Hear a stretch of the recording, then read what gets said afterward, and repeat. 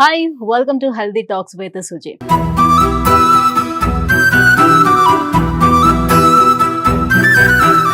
మన unhealthy lifestyle, digital food habits కానివ్వండి, లేదు అని అంటే మన డైట్ ప్లాన్స్ సరిగ్గా లేకపోవటం. సో వీటన్నిటి కారణాల వల్ల ఏంటంటే చాలా మంది గ్యాస్ ప్రాబ్లమ్స్, అల్సర్స్, గ్యాస్ట్రైటిస్తో పాటుగా ఇంకా లివర్ ఇష్యూస్ ఇవన్నీ కూడా ప్రాబ్లమ్స్ ఫేస్ చేస్తూ ఉన్నారు. సో ఈ విషయాలన్నీ కూడా డిస్కస్ చేసేందుకు మనతో పాటు ఉన్నారు 50 సంవత్సరాల అనుభవం గడించినటువంటి very senior and famous gastroenterologist doctor Guru N Reddy garu, continental hospital founder and chairman మనతో పాటు ఉన్నారు. సార్తో మాట్లాడేద్దాం. Hello sir. I'm fine, Amma. How are you? Yeah good sir. Good. Right sir, nowadays మనం చూస్తే చాలా మంది తినేటప్పుడు ఏదో ఒకటి యాక్టివిటీ కూడా ఉండాలి. మనకి ఎదురుగుండా ఒక టీవీ ఉంటే టీవీ చూస్తూ తింటేనే ఎక్కువ తినాలనిపిస్తుందని, లేకపోతే ఇప్పుడు చిన్నపిల్లలకి తినిపించే కల్చర్ కూడా పోయింది, చుట్టూ తిప్పి తినిపించే కల్చర్ కూడా పోయింది. సో వాళ్ళకి కూడా ఏదో ఒకటి యాక్టివిటీ, ఫోన్ ఇవ్వటం, ఏదో ఒకటి కూర్చోబెట్టి, సో ఎంత తోస్తుంటే అంత వాళ్ళు తింటూనే ఉంటారు. పైగా పిల్లలు ఎంత తింటుంటే వాళ్ళకి అంత ఆనందంగా ఉంటుంది. పిల్లలు బొద్దుగా ఉంటేనే సో వాళ్ళు హెల్దీగా ఉన్నట్టుగా కూడా ఫీల్ అవుతూ ఉంటారు కదా. సో ఇలా చేయటం వల్ల కూడా మన గట్ హెల్త్ ఏమైనా పాడవుతూ ఉంటుందా? హ్యాపీగా ఉన్నప్పటికీ ఏం ప్రాబ్లం ఉండదు. సో వందలాది సంవత్సరాల నుంచి మనకుంటూ వస్తున్నాం కదా, చదువుతూ వస్తున్నాం, మనకు చెప్తారు కూడా, బీ హ్యాపీ, డోంట్ వరీ, అనవసరంగా మీరు ఎందుకు బాధపడతారు, మంచిగా పడుకోండి, తర్వాత ఒకరి గురించి ఈర్ష్య అనేది పెట్టుకోకండి, జెలసీ అనేది ఉంచకండి. ఓకే, ఇవన్నీ దీస్ క్వాలిటీస్ చాలా ముఖ్యం. ఇప్పుడు మన కొత్తగా పబ్లిష్ అయిన ఆర్టికల్ ప్రకారం ఇప్పుడు మన గట్ మైక్రోబయోమ్ టెస్ట్ చేసినప్పటికీ, ఇప్పుడు మీ మైక్రోబయోమ్ ఉదయం టెస్ట్ చేస్తాను అనుకోండి, ఓకే, తర్వాత సాయంకాలం టెస్ట్ చేసినప్పటికీ, అంటే మీరు ఉదయం టెస్ట్ చేసిన తర్వాత ఏదో మీకు ఎవరో ఆ దినమంతా మీరు బాగా చిరాక్గా ఉండేసి కోపంలో ఉండినప్పటికీ, సంథింగ్ బ్యాడ్ ఈజ్ హ్యాపెనింగ్. ఈవినింగ్లో టెస్ట్ చేసినప్పటికీ బాగా మార్పు ఉంటుంది. Okay okay. సో అంటే ఈ సైంటిఫిక్ డిస్కవరీ వలన ఏం తెలుస్తుందంటే, ఈ మైక్రోబయోమ్ కూడా is a very dynamic process. మీ ఆలోచన, మీ మీ ఎమోషన్స్, ఇవన్నీ కూడా కెన్ ఎఫెక్ట్. అందుకొరకే గట్ మైక్రోబయోమ్ చేంజ్ అయినప్పటికీ మనం అన్నాం కదా, ఫస్ట్ థింగ్స్ ఏమన్నా సైకాట్రిక్ ఇల్నెసెస్, డిప్రెషన్, యాంగ్జైటీ, చాలా బిగ్ టైం అది ఫస్ట్ మొదలు కనుక్కున్నారు. So this article was very important. మనం అనుకుంటాం ఈ మైక్రోబయోమ్ ఉంది, సంవత్సరం నుంచి మేము టెస్ట్ చేసుకున్నాము, 20 పేజీల రిపోర్ట్ వస్తుంది, 10,000 ఖర్చు పెడతాము, అక్కడంతా రామాయణము మహాభారతం అంతా రాష్మికి పంపిస్తాడు, ఓకే, అందరు నమ్ముకుంటారు, ఇది రాశారు కదా ఇక్కడ, ఇది బోన్ చేయొద్దు, అది బోన్ చేయొద్దు, ఇది టచ్ చేయొద్దు, ఇది తీసుకోవద్దు అనేసి, ఇది కొద్ది బూటకం. Okay, because it's not a really proven thing. But ఏం చెప్తున్నానంటే, microbiome is a dynamic process. దాని గురించి మనం ప్రతిరోజు నేర్చుకుంటున్నాం. ఇంకా అది ప్రైమ్ టైంకు రాలేదు. ఇప్పుడు మీలాంటి ప్రైమ్ టైం అంటాం కదా news channel, 6 o'clock prime time, 8 o'clock. So నా ఇది ఇంకా ప్రైమ్ టైంకు రాలేదు. ఆ ప్రైమ్ టైంలో వచ్చినప్పటికీ ఇప్పుడు ఏ డిసీజే కానీ రీసెర్చ్ చేస్తూ చివరికి ఈ మెడికేషన్ ద్వారా మనం ఈ జబ్బుని మనము ట్రీట్ చేయవచ్చు అనుకుంటాం, అంతే కదా. అంతవరకు రీసెర్చ్ రూపంలో ఉంటుంది. ఇది కూడా అంతే. ఇప్పుడు ప్రస్తుతానికి బాగా 20 ఏళ్ళు అయినప్పటికీ కూడా we're not able to make major progress. అర్థం చేసుకుంటున్నాం కానీ దాన్ని ఎలా సాల్వ్ చేయాలనేసి that's very struggling. Okay, so కొద్దిగా జాగ్రత్త. మనం ఏ న్యూస్ వింటున్నాము, ఇప్పుడు మీ ఛానల్లో విన్నప్పటికీ కొంతమంది ఇప్పుడు నా ఈ సంభాషణ వినేసి మేబీ దే విల్ ప్రాక్టీస్, ఇంకొక యూట్యూబ్లో వాచ్ చేసేసి అందులో కన్ఫ్యూజ్ అయిపోయి వాడొచ్చేసి ఇది బోన్ చేయొద్దు, అది బోన్ చేయొద్దు. There is a lot of confusion and commotion. కానీ డాక్టర్స్ అడిగినప్పటికీ వాళ్ళు నిజంగా చెప్పాలి, వాళ్ళకు తెలిసినంత వరకు సైంటిఫిక్ ఆర్టికల్స్ ఏం పబ్లిష్ చేశారో అది చెప్తే నమ్మకం కుదురుతుంది. సో మీరు ఇండియాలో ఉన్నప్పుడు బిర్యానీలు, పచ్చడన్నంలు ఇలాంటివన్నీ కూడా సాధారణంగా తిన్నారా? సో వాటి మీద ఇంట్రెస్ట్ ఉండిందా మీకు? మా అమ్మ ఇంట్లో వంట చేసినప్పటికీ బిర్యానీ తినేది.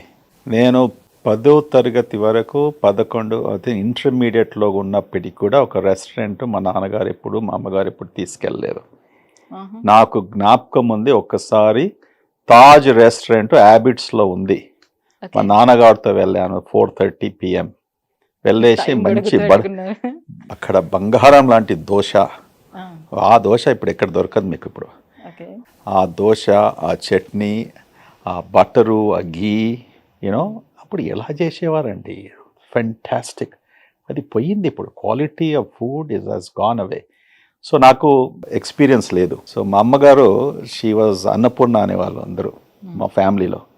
She was the best cook. Okay. Okay, అందుకొరకే నా పెళ్ళైన తర్వాత మా ఆవిడ 6 months ఇక్కడ ఉండాలి అంటే ఆమె 2 నెలలు ఉంది అమెరికాకు వచ్చేసి. సో మా అమ్మ వంటలు నేర్చుకోమని, సో అమ్మ వంటలు నేర్చుకోమనేసి. కానీ ఎలా చెప్పాలి కొత్తగా పెళ్ళైనప్పుడు, వీడేంది ఇప్పుడే దౌర్జన్యం చేస్తున్నాడు, మా అమ్మ వంటలు నేర్చుకోమనేసి. అంటే ఆమె ఏం చెప్పిందంటే, నీకేమైనా వంటలు వస్తాయంటే పెరుగు పచ్చడి చెయ్యి వస్తుంది అని చెప్పింది. సో నాకెంత భయం అయిపోయిందంటే, అరే ఇదేం సంగతి, నేను ఇంత బాగా చేస్తుంది. ఎందుకంటే నా మెడికల్ కాలేజ్ ఉన్నప్పుడు ఫ్రెండ్స్ అందరు కూడా మా అమ్మ వంటలు అంటే బాగా వాళ్ళకు నచ్చేది. సో ఆల్మోస్ట్ ప్రతి 2 నెలలకు 5-6 మంది అమ్మ దగ్గరికి వచ్చేది. గుజరాతీస్ అయినా, గుప్తాస్ అయినా, వాళ్ళకు నేను నాన్ వెజ్ కూడా నేను అలవాటు చేశాను. So my mother was a very good cook. హెల్దీగా కుక్ చేసినప్పటికీ, ఏం హెల్దీ నాకు తెలియదు, ఇంట్లో భోజనం చేసినందుకు హెల్దీగా అంటున్నాను. అక్కడ కూడా ఇంత ఆయిల్ పోసేది, okay, all that stuff. You know అప్పుడు ప్రేమ అనేసి, కొడుకులు అనేసి, పిల్లలు అనేసి ఏం చేస్తారు, ఇంత ముద్ద కాదు ఇంకా 2 సార్లు 3 సార్లు వడ్డిస్తుంటారు, ఇంకా తినేసాండి. You know over feeding. Mother's love is always over feeding. ఆ ఎక్స్పీరియన్స్ నాకుంది. మాది యూనో ఐఎమ్ వెరీ లక్కీ, అదృష్టవంతుని, బికాజ్ మా మదర్ అంత బాగా వంట చేసినందుకు. అండ్ ఐ నెవర్ హ్యాడ్, నాకు డిజైర్ ఎక్కడ బయట పోయి భోజనం చేయాలని ఉండకపోతుంది. తర్వాత నేను మెడికల్ కాలేజ్ ఉన్నప్పుడు నా ఫ్రెండ్స్తో నేను చైనీస్ రెస్టారెంట్కి వెళ్ళాను ఎప్పుడు ఒకసారి. సో మా అమ్మ వచ్చినాక అడిగేది, ఎక్కడ వెళ్ళావు అంటే, వాళ్ళ చైనీస్ రెస్టారెంట్. ఏం భోజనం చేసావు అక్కడ? మా నూడిల్సో ఏదో. అయితే ఏం చేస్తుండే, నెక్స్ట్ డేనో 2 daysలో ఆమె నిజంగా చేస్తుండే. సో అది కూడా మీరు బయట తినకూడదు. ఎస్, ఆమెకు వీడు ఎందుకు పోయి బయట భోజనం చేస్తున్నాడు, I will not allow him అనేసి ఆమె ఎంత ప్రయత్నం చేస్తుందంటే ఐ షుడ్ రియలీ సెల్యూట్. ఎప్పుడన్నా ఇట్లా వెళ్ళి వచ్చేసి ఇది బాగుండే అమ్మ అంటే తప్పకుండా. ఇండియన్ ఫుడ్ అంటే ఎట్లా అయినా సరే ట్రై చేస్తుండేవారు, బట్ కాంటినెంటల్ రెసిపీస్ వచ్చేటప్పటికి వాళ్ళు అది మనది అప్పటి వరకు నాకు ఆ కాంటినెంట్ లో హవా తలగలేదు కదా. సో హైదరాబాద్ లో ఉన్నప్పటికీ నాకు నిజామీ హవానే ఉండే. సో కాంటినెంటల్ అంటే ఎప్పుడు ఒకసారి టోస్ట్ గీస్ట్, that's what we used to tell. So the real continental was only when I went to the America at the end of the day. అంటే హైదరాబాద్ లో ఉన్న వాళ్ళు కూడా కొంతమంది కాంటినెంటల్ ఫుడ్ ఎంజాయ్ చేసేవాళ్ళు, what they call as royal families. So మన పెద్దవాళ్ళందరూ, పూర్వీకులందరూ కూడా ప్రతి సంవత్సరం పచ్చళ్ళు అనేది తయారు చేసేసి పెట్టుకొని ఉంచుకునేవారు. సో పచ్చళ్ళు తింటుండేవారు. సో మంచి స్పైసీ ఫుడ్ కూడా తింటుండేవారు. సో వాళ్ళకి ఏమయ్యేది కాదు కదా. ఇప్పుడు ఎందుకు పచ్చళ్ళు అవన్నీ తినద్దు, స్పైసీ ఫుడ్ జోలికి వెళ్ళొద్దు, బయట ఫుడ్స్ అవన్నీ తీసుకోవద్దని ఎందుకు చెప్తున్నారు? చెప్పేవాళ్ళు పిచ్చోడు. ఇటువంటి సందేశం మనం ప్రజలకు ఇలా ఇస్తుంటే, నేను చెప్పాను కదా ఇంతకుముందు, ఈ కన్ఫ్యూజన్లో ఈ మధ్యలో పాడ్కాస్ట్ బాగా ఎక్కువ అయ్యాయి. ఓకే, ఎవరు ఇష్టం వచ్చినట్టు వాడు చెప్తున్నాడు. ఓకే, ఎక్కడ రాసి ఉందమ్మా పచ్చళ్ళు తినకూడదు అనేసి? సరే, మీకు ఏమైనా జబ్బు ఉంటే, హార్ట్ ఫెయిలియర్ కండిషన్ ఉన్నప్పటికీ, బ్లడ్ ప్రెషర్ ఎక్కువగా ఉన్నప్పటికీ, కిడ్నీ ప్రాబ్లం ఉన్నప్పటికీ, సరే పచ్చళ్ళలో ఏముంటుంది, ఎక్కువ కారము, ఉప్పు. So salt is one of the things we recommend కదా. పచ్చళ్ళతో జాగ్రత్త పడండి. అసలు ఫస్ట్ ఎందుకు చేసేవాళ్ళం పచ్చడి మీకు తెలుసా? సో రీజన్ ఫర్ పచ్చడి ఈస్, మ్యాంగో ఒక సీజన్లో వచ్చేది. అండ్ పచ్చడి పిక్లింగ్ అంటాం, పిక్కిల్స్ అంటాం కదా ఇంగ్లీష్లో. సో పిక్లింగ్ అన్నప్పటికీ, what are you pickling? You are pickling a fruit, pickling a vegetable, meat also you can pickle. మా ఇంట్లో మా అమ్మగారు బ్రహ్మాండమైన మాంసంతో, ఓకే, పిక్కిల్స్, ష్రింప్తో పిక్కిల్స్. ఈ పిక్లింగ్ అన్నప్పటికీ you have to have preservatives. So what is, ఉప్పు ఏం చేస్తుంది, కారం ఏం చేస్తుంది, ఇట్స్ అ ప్రిజర్వేటివ్. సో అందుకొరకు సంవత్సరానికి ఒక్కసారి మనము మామిడి పండ్ల సీజన్లో వెజిటబుల్స్ ప్లేస్కి వెళ్ళేసి, అది కూడా ఆ సీజన్ అప్పుడు ఆ టైంలో 2 months ఉండేది. పికిల్స్ పెట్టడానికి. సో అప్పుడు పికిల్స్ పెట్టుకుంటాము. అది 1 year, 2 years, 3 years ప్రిజర్వేటివ్ వల్ల ఉంటుంది. అందుకు కూడా సాల్ట్ ఎక్కువగా ఉంటుంది. సో మనం ఎంత తింటాం? ఇప్పుడు తినేవారు just it's a small piece of this thing for a taste. So I don't know why they should restrict it. And అది పక్కకు పెట్టండి. ఇప్పుడు ఊర్లలో మన ఫార్మర్స్కు ఓకే, వాళ్ళు భోంచేసేది ఏది? ఉదయము సద్దన్నము, దాంతో పికిల్స్, అంతే కదా. వాడు మార్నింగ్ అదే తినేవాడు, మధ్యాహ్నం అదే తినేవాడు, మన సాయంకాలం అదృష్టం బాగుంటే ఇంట్లో ఎవరైనా చేస్తే వాడు పప్పు మంచి, అంతే అంతే కదా. That's all there to it. అది తిన్నందుకే వాళ్ళంత సన్నగా ఉండి యూనో వాళ్ళకి ఇవన్నీ డయాబెటీస్, ఒబిసిటీ ప్రాబ్లమ్స్ ఎక్కడుండే? వాళ్ళు తొందరగా ఏజ్లో చనిపోయినప్పటికీ ఇన్ఫెక్షన్స్, టీబీ అని, లేకుంటే వేరే నిమోనియా అని, లేకుంటే ఫ్లూ సీజన్లో వచ్చినప్పటికీ యూనో డాక్టర్ దగ్గరకు క్లినిక్స్ అండ్ హాస్పిటల్స్ డాక్టర్స్ లేకపోవడంతో కాంప్లికేషన్స్ వచ్చి ఇన్ఫెక్షన్స్ వల్ల చనిపోయేవారు. బట్ ఈ chronic diseases, long term diseases ఎక్కడుండేది? వాళ్ళకు చాలా తక్కువ. So actually pickles protected them. Anything small in moderation should eat. ఇప్పుడు మీరు డయాబెటీస్ ఉన్న వాళ్ళు కేక్ తినమంటావా రోజు వచ్చేసి? అనో కదా. ఓకే, ఇప్పుడు అందులో కూడా ఒకటి ఉంది, కొంతమందికి చాలా డయాబెటీస్ ఉన్నప్పుడు ఫ్రూట్స్ తినదు. అంటే పర్టికులర్ గా కొన్ని ఫ్రూట్స్ మాత్రమే సెలెక్టివ్ గా తినాలి అని. అబ్సల్యూట్లీ దేర్ ఎన్నో ఫ్రూట్స్ ఉన్నాయి. ఇన్ఫ్యాక్ట్ ఈ ఫ్రూట్స్ విల్ బ్రింగ్ షుగర్ని ఇంకా బాగా కంట్రోల్ చేస్తుంది పేషెంట్స్కు, అండ్ డయాబెటీస్ కూడా బెటర్ కంట్రోల్ అవుతుంది ఫ్రూట్స్ తిన్నప్పటికీ, యూనో. కానీ అందరు ఏమంటారు, no don't eat the fruits. Doctors కూడా అదే అడ్వైస్ చేస్తారు. అందులో షుగర్ హే ఫర్ ఓకే, మ్యాంగో సీజన్లో నువ్వు 2-3 మ్యాంగోస్ తీసుకుంటే షుగర్ ఎట్లాగో పెరుగుతుంది. Mangoes are very rich in sweet, rich in sugar. కానీ lot of fruits are there in nature which can control. Diabetes also will control. So దేని గురించి కూడా చక్కగా కనుక్కుంటే యూనో ప్రాపర్ ఇన్ఫర్మేషన్ ఉంటే we should not worry about it. Right. Yeah. So nowadays మన దగ్గర ఉన్నటువంటి బిల్డర్స్కి ఒక మంచి అవగాహన వచ్చేసింది. మన వాళ్ళు అంటే ఆడవాళ్ళు, ప్రజెంట్ ఆడవాళ్ళు ఎవరు కూడా వంటగదిలోకి వెళ్ళట్లేదు, కుక్ చేసుకోవటం లేదు. కాబట్టి ఇల్లు ఎంత పెద్దదిగా కట్టినా కూడా కిచెన్ వచ్చేటప్పటికి ఒక మనిషి ఉండే విధంగా ఇస్తున్నారు అనమాట. సో మనం ఆన్లైన్ మీద ఎక్కువగా డిపెండ్ అయిపోయాము, స్విగ్గీ, జొమాటోలు. సో ఇవన్నీ కూడా ఒకప్పుడు లైఫ్ సేవర్స్ మనకి. బట్ ఇప్పుడు డైజెస్టివ్ పాయింట్ ఆఫ్ వ్యూలో చూసేటప్పుడు ఎలా చూడొచ్చు వీటిని? లైక్ వాళ్ళు ప్యాక్ చేసి ఇచ్చేది కూడా మనకి ఒక ప్లాస్టిక్ డబ్బాస్లోనే ప్యాక్ చేసి ఇస్తున్నారు. ఎప్పుడు వండుతున్నారు, ఎలా వండుతున్నారు, ఏమి మనం చూడం. మనకి టేస్టీగా ఫుడ్ వస్తుందా లేదా, మనం తింటున్నా లేదా మాత్రమే చూస్తున్నాం. ఈ ప్రాబ్లమ్, ఈ సమస్య ప్రపంచం అంతా కూడా ఉంది. ఓకే, బయట పోయి భోంచేసినప్పటికీ భయపడకూడదు మనం. వెస్టర్న్ కంట్రీస్లో నేను పోల్స్తాను. అమెరికా అంటే దేశంలో ఏముంటుంది, ఫుడ్ ఇన్స్పెక్షన్ బాగా ఖచ్చితంగా రిగరస్గా ఉంటుంది. ఓకే, అక్కడ వాళ్ళు వచ్చి సడన్గా ఇన్స్పెక్ట్ చేసినప్పటికీ యూనో మన కాక్రోచెస్ అంటాము, ఏమైనా ఇంప్రాపర్ క్లీనింగ్ ఏరియాస్ ఇవన్నీ ఉన్నప్పటికీ వాళ్ళు లైసెన్స్ రద్దు చేస్తారు. వాడు అదంతా రిపేర్ చేసుకొని మళ్ళీ ఓపెన్ చేసే వరకు. ఆ భయంతో దే ఆర్ వెరీ కేర్ఫుల్. అంత అయినప్పటికీ కూడా అవకతవకలు జరుగుతూ ఉంటాయి, యూనో. సో ఇప్పుడు ఒక డాక్టర్ దగ్గరికి వస్తున్నారు మీరు, వచ్చినప్పటికీ వాడు అంతా చూసుకుంటాడు కదా, ఈ డాక్టర్ ఎటువంటి వాడు, ఈ హాస్పిటల్ ఎటువంటిది. Same thing here. మన రెస్టారెంట్స్కి వెళ్ళినప్పుడు, బయట భోంచేసినప్పుడు ఓకే మనం అదే ఆలోచిస్తాం కదా, యూనో ఈ రెస్టారెంట్స్ గుడ్ రెస్టారెంట్, వాళ్ళన్నీ పాటిస్తున్నారు, పాలసీస్ బాగున్నాయని. అటువంటిప్పుడు మనకేం ప్రాబ్లం ఉండదు. ప్రాబ్లం ఎక్కడ జరుగుతుంది, వాడు చెప్పేది ఒకటి, మెనూ కార్డులో ఒకటి ఉంటుంది, వాడు యూజ్ చేసే ఆయిల్ ఒకటి ఉంటుంది, వాళ్ళు అందులో ఏం వస్తున్నో తెలియదు, అవి ఫ్రెష్గా ఉన్నదా లేదా అని తెలియదు. Okay, that's the problem. But overall you know జీవితంలో ప్రతి అడుగున భయపడుతూ మనం ఏం చేయలేము. అడుగడుగున భయంతో ఉంటే మనం ఎలా జీవితం గడుపుతాము? Okay, so you are taking the risk. నువ్వు పోయి బయట భోంచేసినప్పుడు ప్లాస్టిక్ యూజ్ చేయొద్దని చెప్తున్నారు. ప్లాస్టిక్ యూజ్ చేస్తే క్యాన్సర్ వస్తుందని చెప్తున్నారు. ఇంకో పక్క నుంచి ఇప్పటి నుంచి ప్లాస్టిక్ యూజ్ చేయాలని కూడా చెప్తున్నారు. ఏంటి నిజం? కరెక్ట్. ఇది కాఫీ సంగతి లాగా. ఓకే, 1960s, 70s కాఫీ వద్దు బాబాయ్, కాఫీతో ప్రాబ్లము అది ఇది అన్నారు. మళ్ళీ 80s, 90s కాఫీ మంచిగా ఉంది అన్నారు. దాని తర్వాత మళ్ళీ కాఫీ అస్సలు కూడా తీసుకోకూడదు అన్నారు. ఇప్పుడు ఏమంటున్నారు, కాఫీ లాగా ప్రపంచంలో మనం ఇంకా అంత స్ట్రాంగ్ యాంటీ ఆక్సిడెంట్ ఇప్పుడు కూడా ఎక్కడ కూడా లేదు, వెజిటబుల్ కింగ్డమ్లోనూ లేదు. ఓకే, ఇవన్నీ రీసెర్చ్ రూపంలో దిస్ నథింగ్ ఇస్ స్టాటిక్. అంటే అందుకొరకే సైన్స్ ఒక విచిత్రమైన సబ్జెక్ట్.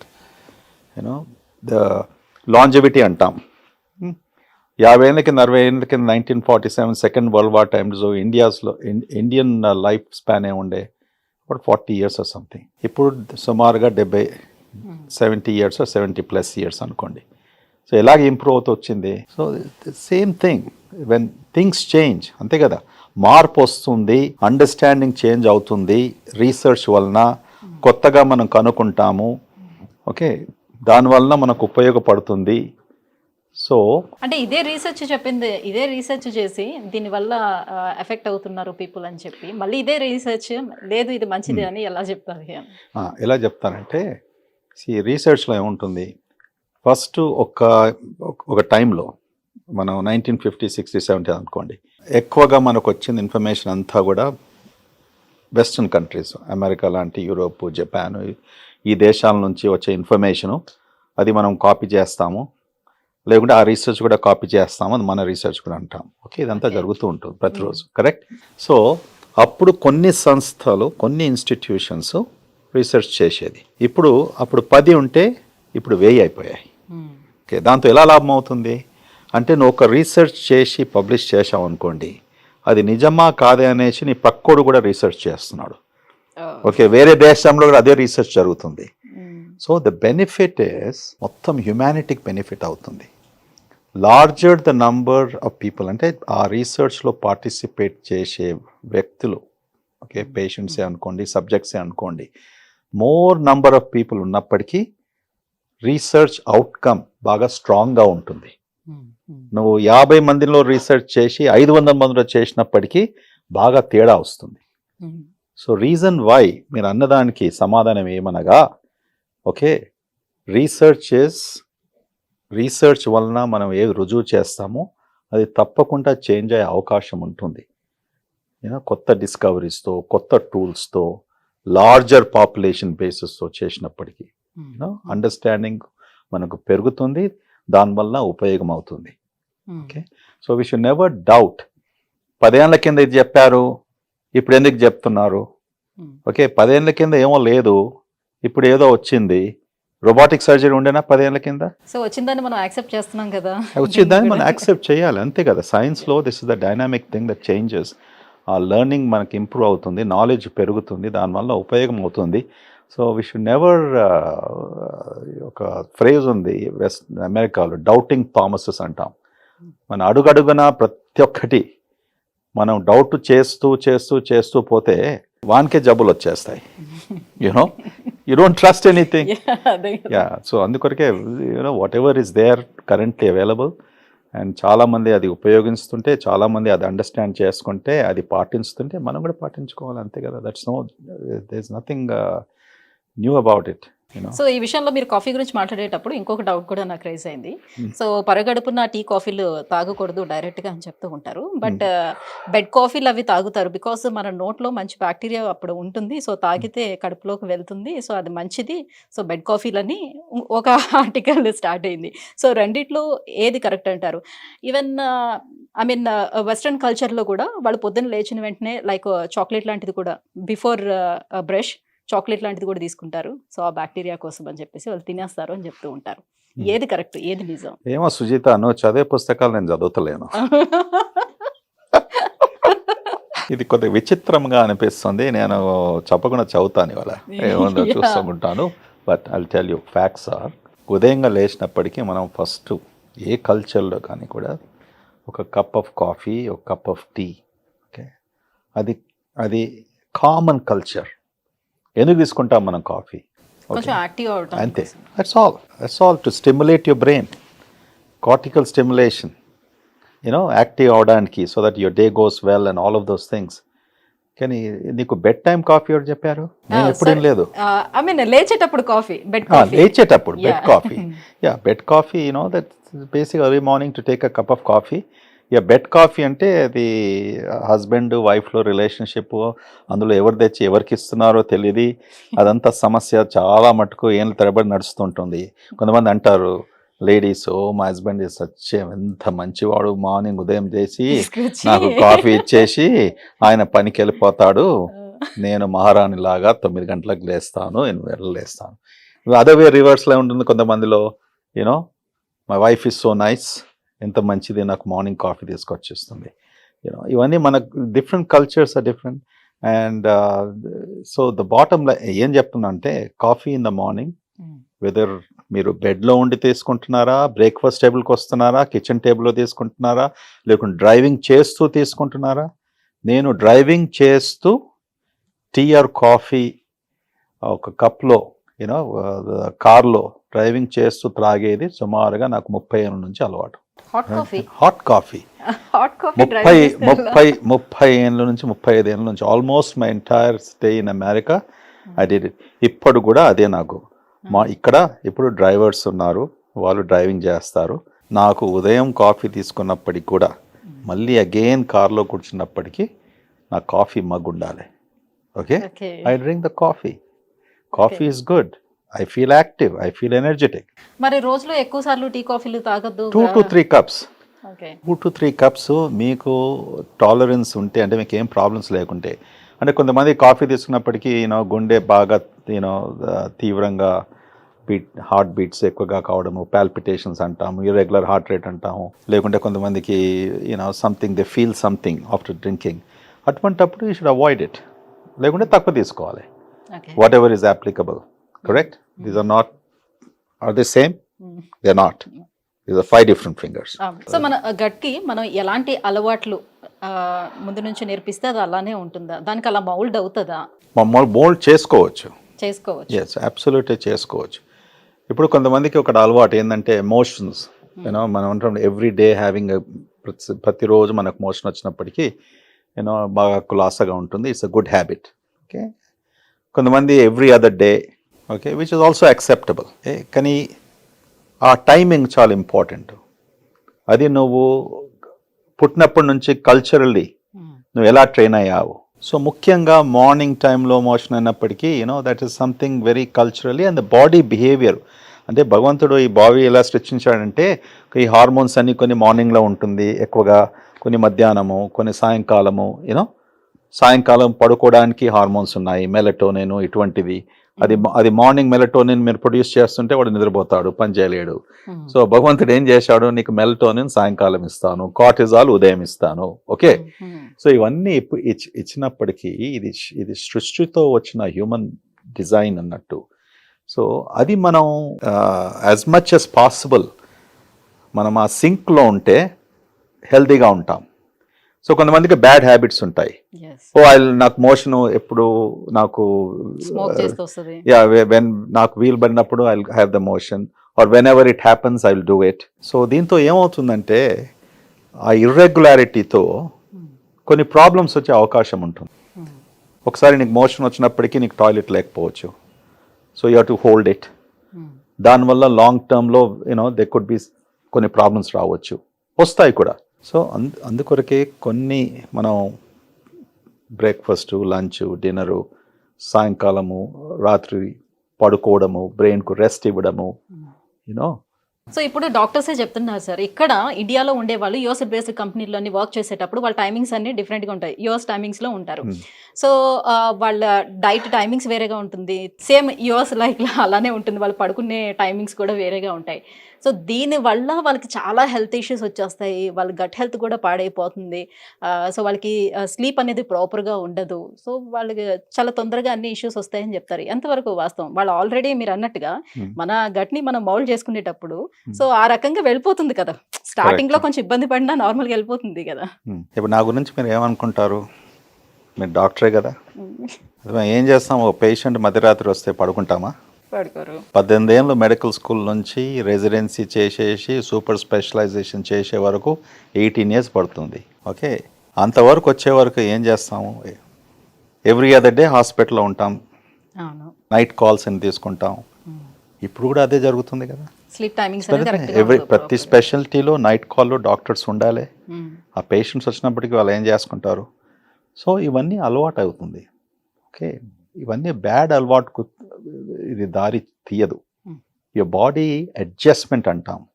It gets adjusted. ఇది వి షుడ్ నాట్ ఏంటంటే ఇది చేస్తున్నాం కనుక దీనివల్ల నాకు ప్రాబ్లం వస్తుంది అనేసి ఒక ఎస్కేపిస్ట్ యాటిట్యూడ్ ఉండకూడదు. ఇప్పుడు హెల్త్ కేర్లో అందరు డాక్టర్స్ 6 గంటలకు వెళ్ళిపోతే ఫ్యాక్టరీ లాగా ఎవరు ఎలా చూస్తారు? నడుస్తామా? Look at all these young nurses, వాళ్ళ వయసు ఎంత ఉంటుంది? 19, 20, 21, 22. ఒక్కసారి చూస్తే పాపం అనిపిస్తుంది. నైట్ షిఫ్ట్లో ఇంతమంది వందలాది మంది పనిచేస్తూ ఉంటారు, వాళ్ళు సేవ చేస్తూ ఉంటారు, but they are healthy, absolutely healthy. So IT companies కూడా గ్రేవ్యార్డ్ షిఫ్ట్ అంటాము, సాయంకాలం పనిచేసేవారు. సో మనకేం ఎక్సెప్షన్ లేదు. ప్రపంచం అంతా కూడా, జపాన్ అనుకోండి, యూరోప్ అనుకోండి, ఏ కంట్రీస్ అయినా కూడా ఈ డెవలప్మెంట్, ఈ country has to progress, industrialisation, economic forwardness, ఇవన్నీ కావడానికి 24/7 timings are very common. Okay, అది అడ్జస్ట్ నీ బాడీ కూడా అడ్జస్ట్ అయిపోతుంది. ఇప్పుడు స్పేస్ స్టేషన్కి వెళ్ళారు, మొన్న వెళ్ళాడు కదా మన ఇండియా నుంచి. ఓకే, ఎన్నో నెలలో ట్రైనింగ్ పొందేసి ప్రైమ్ మినిస్టర్ మోడీతో కూడా మాట్లాడారు. సుభాన్షు గారు. ఓకే, ఆయన ఏం చెప్పాడు? నా మొత్తం డైట్ అంతా చేంజ్ అయిపోయింది. ఓకే, అండ్ బట్ అలవాటు చేసుకున్న తర్వాత ల్యాండ్ అయిన తర్వాత ఆబ్వియస్లీ 3-4 days క్వారంటైన్, 1 week చేస్తారు, so that he gets back in to the routine. So మనం ఒక స్థితిని మనం అవలంబించినందుకు, బికాజ్ అది మెయిన్ స్ట్రీమ్లో లేనందుకు అది తప్పు అని మనం అనుకోకూడదు. మనం అడ్జస్ట్ కావాలి. అడ్జస్ట్ అయినప్పటికీ బాడీ కూడా అడ్జస్ట్ అవుతుంది. ఎలా కావాలంటే దాన్ని అలా మౌల్డ్ చేసుకోవాలనుకుంటుంది. బిఫోర్ స్టార్టింగ్ స్టేజ్ లోనే కొంచెం ఆ ఇబ్బంది అనేది అబ్సల్యూట్లీ. ఇప్పుడు ఎంతమంది ఐటీ పీపుల్, ప్రొఫెషనల్స్ మనం చూస్తాం కదా, పేషెంట్స్ గా కూడా, you're all very healthy people. 60 ఏళ్ళు 70 ఏళ్ళకి వచ్చినప్పటికీ, 80 ఏళ్ళు వచ్చినప్పటికీ, సరే ఆ టైంలో నువ్వు వెళ్ళేసి నైట్ అంతా డైలీ పని చేయమంటే అది కష్టం అవుతుంది. ఎందుకంటే మన body also is ageing. Age అయినప్పటికీ తక్కువగా పడుకుంటాము. ఓకే, ఇరిటేషన్ వస్తుంది. So different times of your life, different situations బట్టి మనం మోల్డ్ కావాలి. రైట్. సో మన ఎదురుగుండా ఉన్న ఈ బాటిల్స్ చూస్తే ఒక డౌట్ వచ్చింది sir. So tap water and mineral water and RO waters, రకరకాల వాటర్స్ అన్నీ కూడా వచ్చేస్తున్నాయి, బ్లాక్ వాటర్లు అవి ఇవి, ఒకదాని తర్వాత ఒకటి, ఇది బెటర్ అని వచ్చేస్తుంది. సో ఒకప్పుడు నూతిలోంచి వాటర్ని తోడుకొని శుభ్రంగా తాగేవారు, బాగానే ఉండేది. తర్వాత ఏమో లేదు ఇప్పుడు మినరల్ వాటర్ తీసుకోవాలి. ఇప్పుడు మినరల్ వాటర్ తీసుకుంటే కూడా మనకి ఎముకలకి సమస్య వస్తుంది, సో బొక్కలు అరిగిపోతున్నాయంట, అది కాదు, అది తీసుకోవద్దు అని చెప్తున్నారు. సో ఇలా రకరకాలుగా మారిపోతుంది. ఏ వాటర్ మంచిది అంటారు? Filtered water is good, simple filtered water. RO water is also a type of nicely filtered water. మనకేం కావాలో వాటర్లో మైక్రో ఆర్గానిజమ్స్ ఇన్ఫెక్షన్ కాకుండా, ఓకే, ఎక్సెసివ్ కొన్ని కెమికల్స్ లేకుండా. ఎక్సెస్ కెమికల్ అంటే మీకు ఫ్లోరైడ్ గురించి తెలుసు. ఫ్లోరైడ్ వలన నల్గొండలో టీత్ చెడిపోవడము, bones, all these things, excess fluoride, ఇటువంటివి కొన్ని వందలాది సంవత్సరాల్లో హ్యూమన్ మన బాడీకు నష్టం జరిగింది. సో ఈ ఫిల్ట్రేషన్ వలన కొన్ని కీ ఎలిమెంట్స్, కీ కెమికల్స్ మనం తర్వాత మైక్రో ఆర్గానిజమ్స్, బ్యాక్టీరియా అనేసి ఇవి మనం చూసుకుంటే సరిపోతుంది. ఇప్పుడు బాటిల్ వాటర్ మనం తీసుకుంటాం, ఎందుకంటే వి థింక్ ఇది కంటామినేషన్ లేదు, ఓకే, 10 మంది ముట్టలేరు. ఇప్పుడు ఇంట్లో మనం ట్యాప్ వాటర్ తీసుకున్నప్పటికీ ఇంట్లో మీకు సంప్ ఉందా, సింక్, అది వాటర్ స్టోరేజ్ ట్యాంక్ ఉందా, ఆ ట్యాంక్లో మీరు ఎప్పుడు టెస్ట్ చేస్తున్నారు, ఎప్పుడు క్లీన్ చేస్తారు? సాధారణంగా ఎవరు క్లీన్ చేయరు, ట్యాంక్స్ అన్నీ ఓవర్ హెడ్గా ఉంటాయి. సో మీరు ఒక ప్రశ్న అడగొచ్చు దాని గురించి, మరి ఎలాగ ఇంతమందికి 90% వరకు ఇలాంటి వాటరే త్రాగుతున్నాం కదా, మళ్ళీ వాళ్ళకి డైలీ డబ్బులు వస్తున్నాయా అంటే కాదు. ఎందుకంటే అగైన్ మన హ్యూమన్ బాడీ ఎలా ఉందంటే, అన్ని ఫిల్టర్స్ ఉన్నాయి సిస్టంలో. కడుపులో యాసిడ్ ఉంది, యాసిడ్ వలన ఎన్నో సూక్ష్మ క్రిములు చనిపోతాయి, అంటే దే కిల్, చంపేస్తాయి. ఓకే, అక్కడ నుంచి మళ్ళీ చిన్న పేకు, మళ్ళీ కోల్, ఇవన్నీ ఈవెన్ మనం తీసుకున్నప్పటికీ కూడా మన బాడీ సిస్టమ్ ఎలా ఉందంటే ఇట్ విల్ కోప్ అండ్ అది ప్రొటెక్టివ్ బ్యారియర్గా పనిచేస్తుంది అన్నట్టు. సో నువ్వు అడిగే ప్రశ్నకు కొన్ని కమర్షియల్ ఇంటెంట్ ఉంటాయి. ఈ వాటరే బాగుంటుంది, ఓకే, స్ప్రింగ్ వాటర్ అని ఫ్రెంచ్ ఆల్ప్స్ నుంచి వచ్చింది, అంటే ఫ్రెంచ్ మౌంటైన్స్ నుంచి వచ్చిన వాటర్, చాలా ఎక్స్పెన్సివ్ వాటర్ అది. ఇది క్లీనెస్ట్ స్ట్రీమ్ వాటర్ అంటాం. ఉండొచ్చు, they could be a meaning in to that. కానీ అదే తాగితే బ్రతుకుతామా మనం? మళ్ళీ rest of the 7 billion people, 8 billion people ఏం కావాలి? ట్యాప్ వాటరే కదా వచ్చేది. ఓకే, మంజీరానో, హిమాయత్ సాగరో, ఉస్మాన్ సాగరో ఎక్కడి నుంచో వస్తుంది కదా, గోదావరిలో, కృష్ణానో. ఓకే, ఎవరు చెక్ చేస్తున్నాం? ఎంతమంది ఇళ్లలో ఫిల్టరేషన్ ఉంది?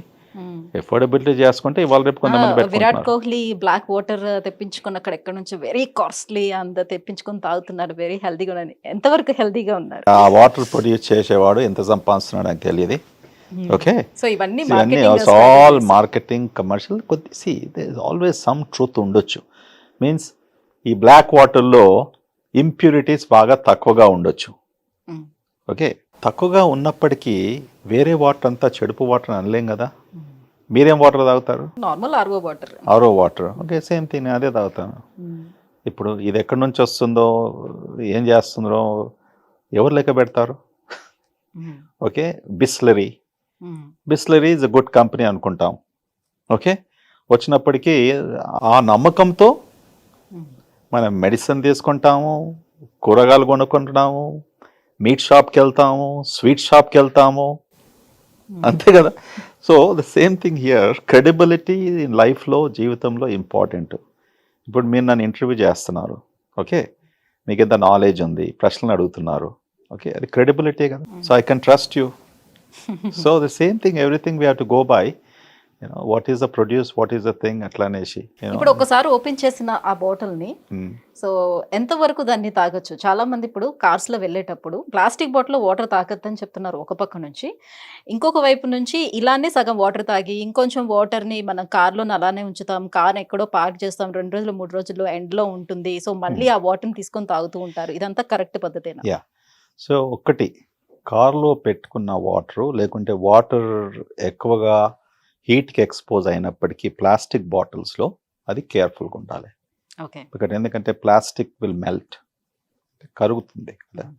అంటే మనకు కనబడేది కరిగేసి ఇది అంటే అది నువ్వు మంటలో పెడితే అది వేరే సంగతి. కానీ ఆ ఉందో వామ్త్లో టెంపరేచర్ కార్లోనే 100 degrees ఉంది, ఎయిర్ కండిషన్ లేకున్నప్పటికీ అయినా కూడా water, we don't know what is the leaking, minute leaks that happen. అందుకొరకే ప్లాస్టిక్ ఈజ్ నాట్ గుడ్ అనేసి 20 years నుంచి అనుకుంటూ వస్తున్నారు. బట్ నా మీరు చెప్పినట్టు కూడా ప్లాస్టిక్ ఈజ్ ఓకే అని అంటున్నారు, సంథింగ్ ఎల్స్ ఈజ్ బ్యాడ్ అంటున్నారు. So this is again on going research. ఇవన్నీ కూడా మనం ఎట్లా కొత్తగా కనుక్కున్నప్పటికీ అది చెప్తూ ఉంటాం. సో మీరు అడిగే ప్రశ్నకు, బెటర్ నాట్ వాటర్ ఓపెన్ చేసినప్పటికీ ప్రాపర్ ఎన్వైరన్మెంట్లో పెట్టేసి ఉంటుకుంటే, ప్రాపర్ టెంపరేచర్లో ఉంటే there is no problem. Okay. You don't have to keep it in the refrigerator also. But excess heat ఉన్నప్పటికీ ప్లాస్టిక్ బాటిల్స్లో ఉన్నప్పటికీ జాగ్రత్త పడాలి. It's a simple logical approach. So ఈ మధ్యన మనకి gut cleanse and green juices and detox diets ఇవన్నీ కూడా వచ్చాయి కదా సార్. సో ఇవన్నీ నిజంగానే గట్ని క్లీన్ చేస్తాయా, లేకపోతే ఇది కూడా మార్కెట్ స్ట్రాటజీస్? మార్కెటింగ్ స్ట్రాటజీ కాదు. సో డీటాక్స్ అనగా ఏంది అంటే, మన బాడీలో ఏమైనా టాక్సిన్స్ అంటే పాయిజన్స్ ఉన్నప్పటికీ అవి you want to remove them. అది ఎలా తొలగించుకోవాలి బాడీని.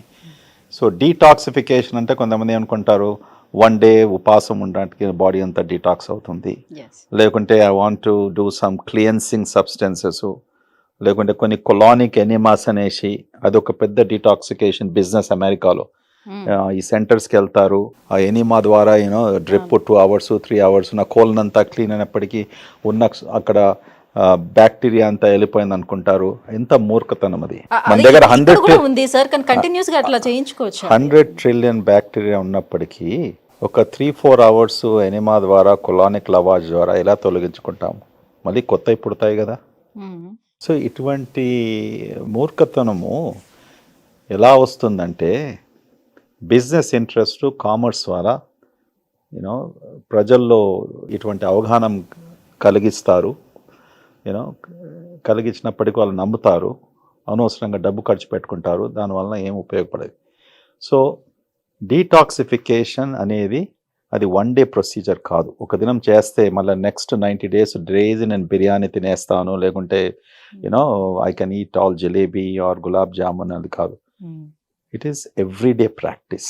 ప్రతిరోజు మనం భోంచేసేది చేసేది, మన బిహేవియరు, మనం ఏం తీసుకుంటున్నాము, okay, toxins, anti toxins, you know. So అందుకొరకు ఏం చెప్తాం మనం, ఫ్రూట్స్ ఉన్నాయి, కొన్ని వెజిటబుల్స్ ఉన్నాయి, they are rich in antioxidants అంటాం. యాంటీ ఆక్సిడెంట్స్, ఈ యాంటీ ఆక్సిడెంట్స్ ఏం చేస్తుంది, ఇటువంటి టాక్సిన్ను నల్ చేస్తుంది, ఇటువంటి టాక్సిన్ను ప్యూరిఫై చేస్తుంది బాడీలో. Okay, so if you balance your diet, మనం తీసుకునే ఫ్రూట్సే కానీ వెజిటబుల్సే కానీ which are rich in antioxidants, తప్పకుండా మనం తీసుకున్నప్పటికీ ఈ టాక్సిన్స్ ఏవైతే మనతో ప్రొడ్యూస్ అవుతాయో అవి తగ్గుతాయి. దాంతో it will also protect your health. One time detoxification is humbug, and దాంతో ఏం మనకు లాభం లేదు, అనవసరంగా డబ్బు ఖర్చు పెట్టుకుంటున్నాం. దానివల్ల ఐ థింక్ వితౌట్ దాట్ సేవింగ్స్లో పెట్టుకొని తిరుపతి లేకుంటే ఇక తీర్థయాత్రలకో లేకుంటే వెకేషన్ పోతే బెటర్. ఓకే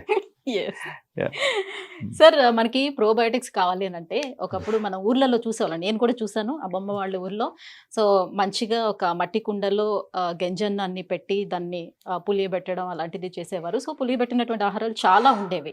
సో రాను రాను ఏంటంటే అది పూర్ పీపుల్ ఫుడ్, దాన్ని అవాయిడ్ చేయాలన్నట్టుగా దాన్ని పక్కకు పెట్టేశారు. ఇప్పుడు ప్రోబయోటిక్స్ కావాలంటే క్యాప్సూల్స్ రూపంలో వస్తున్నాయని అంటున్నారు, వాటిని తీసుకోమంటున్నారు. వీటిని ఏ రకంగా తీసుకోవచ్చు అంటారు, తీసుకోవచ్చా లేదా? అసలు నేను చెప్పేది గ్యాస్ట్రోంట్రాలజిస్ట్ నా స్పెషాలిటీ. ఓకే, అండ్ ఈ ప్రోబయాటిక్స్ ఇది $multi-billion బిజినెస్ అయింది ప్రపంచం అంతా కూడా. ఓకే, సో పేషెంట్స్ వచ్చి నన్ను అడుగుతూ ఉంటారు, డాక్టర్ గారు ఐఎమ్ టేకింగ్ దిస్ ప్రోబయాటిక్స్, ఇది మంచిదా కాదా, తీసుకోవాలనా లేదా, ఆల్ దట్ స్టఫ్. సో 20 ఏళ్ళ నుంచి 25 ఏళ్ళ నుంచి ప్రోబయాటిక్ గురించి రీసెర్చ్ జరుగుతుంది, ఎన్నో రకరకాల పబ్లికేషన్స్ కూడా వచ్చాయి. ఒకసారి మంచిది, అందరూ తీసుకోవచ్చు. ఒకసారి కేవలం ఈ జబ్బులున్న వారికి ప్రోబయాటిక్స్ మైట్ హెల్ప్. ఇంకా కొన్ని పబ్లికేషన్స్లో ప్రోబయాటిక్స్ తీసుకున్నప్పటికీ హార్ము, నీకు ఫంగల్ ఇన్ఫెక్షన్స్ రావచ్చు, ఓకే, నీకు వేరే ప్రాబ్లమ్స్ రావచ్చు, please don't take probiotics unnecessary అంటాం.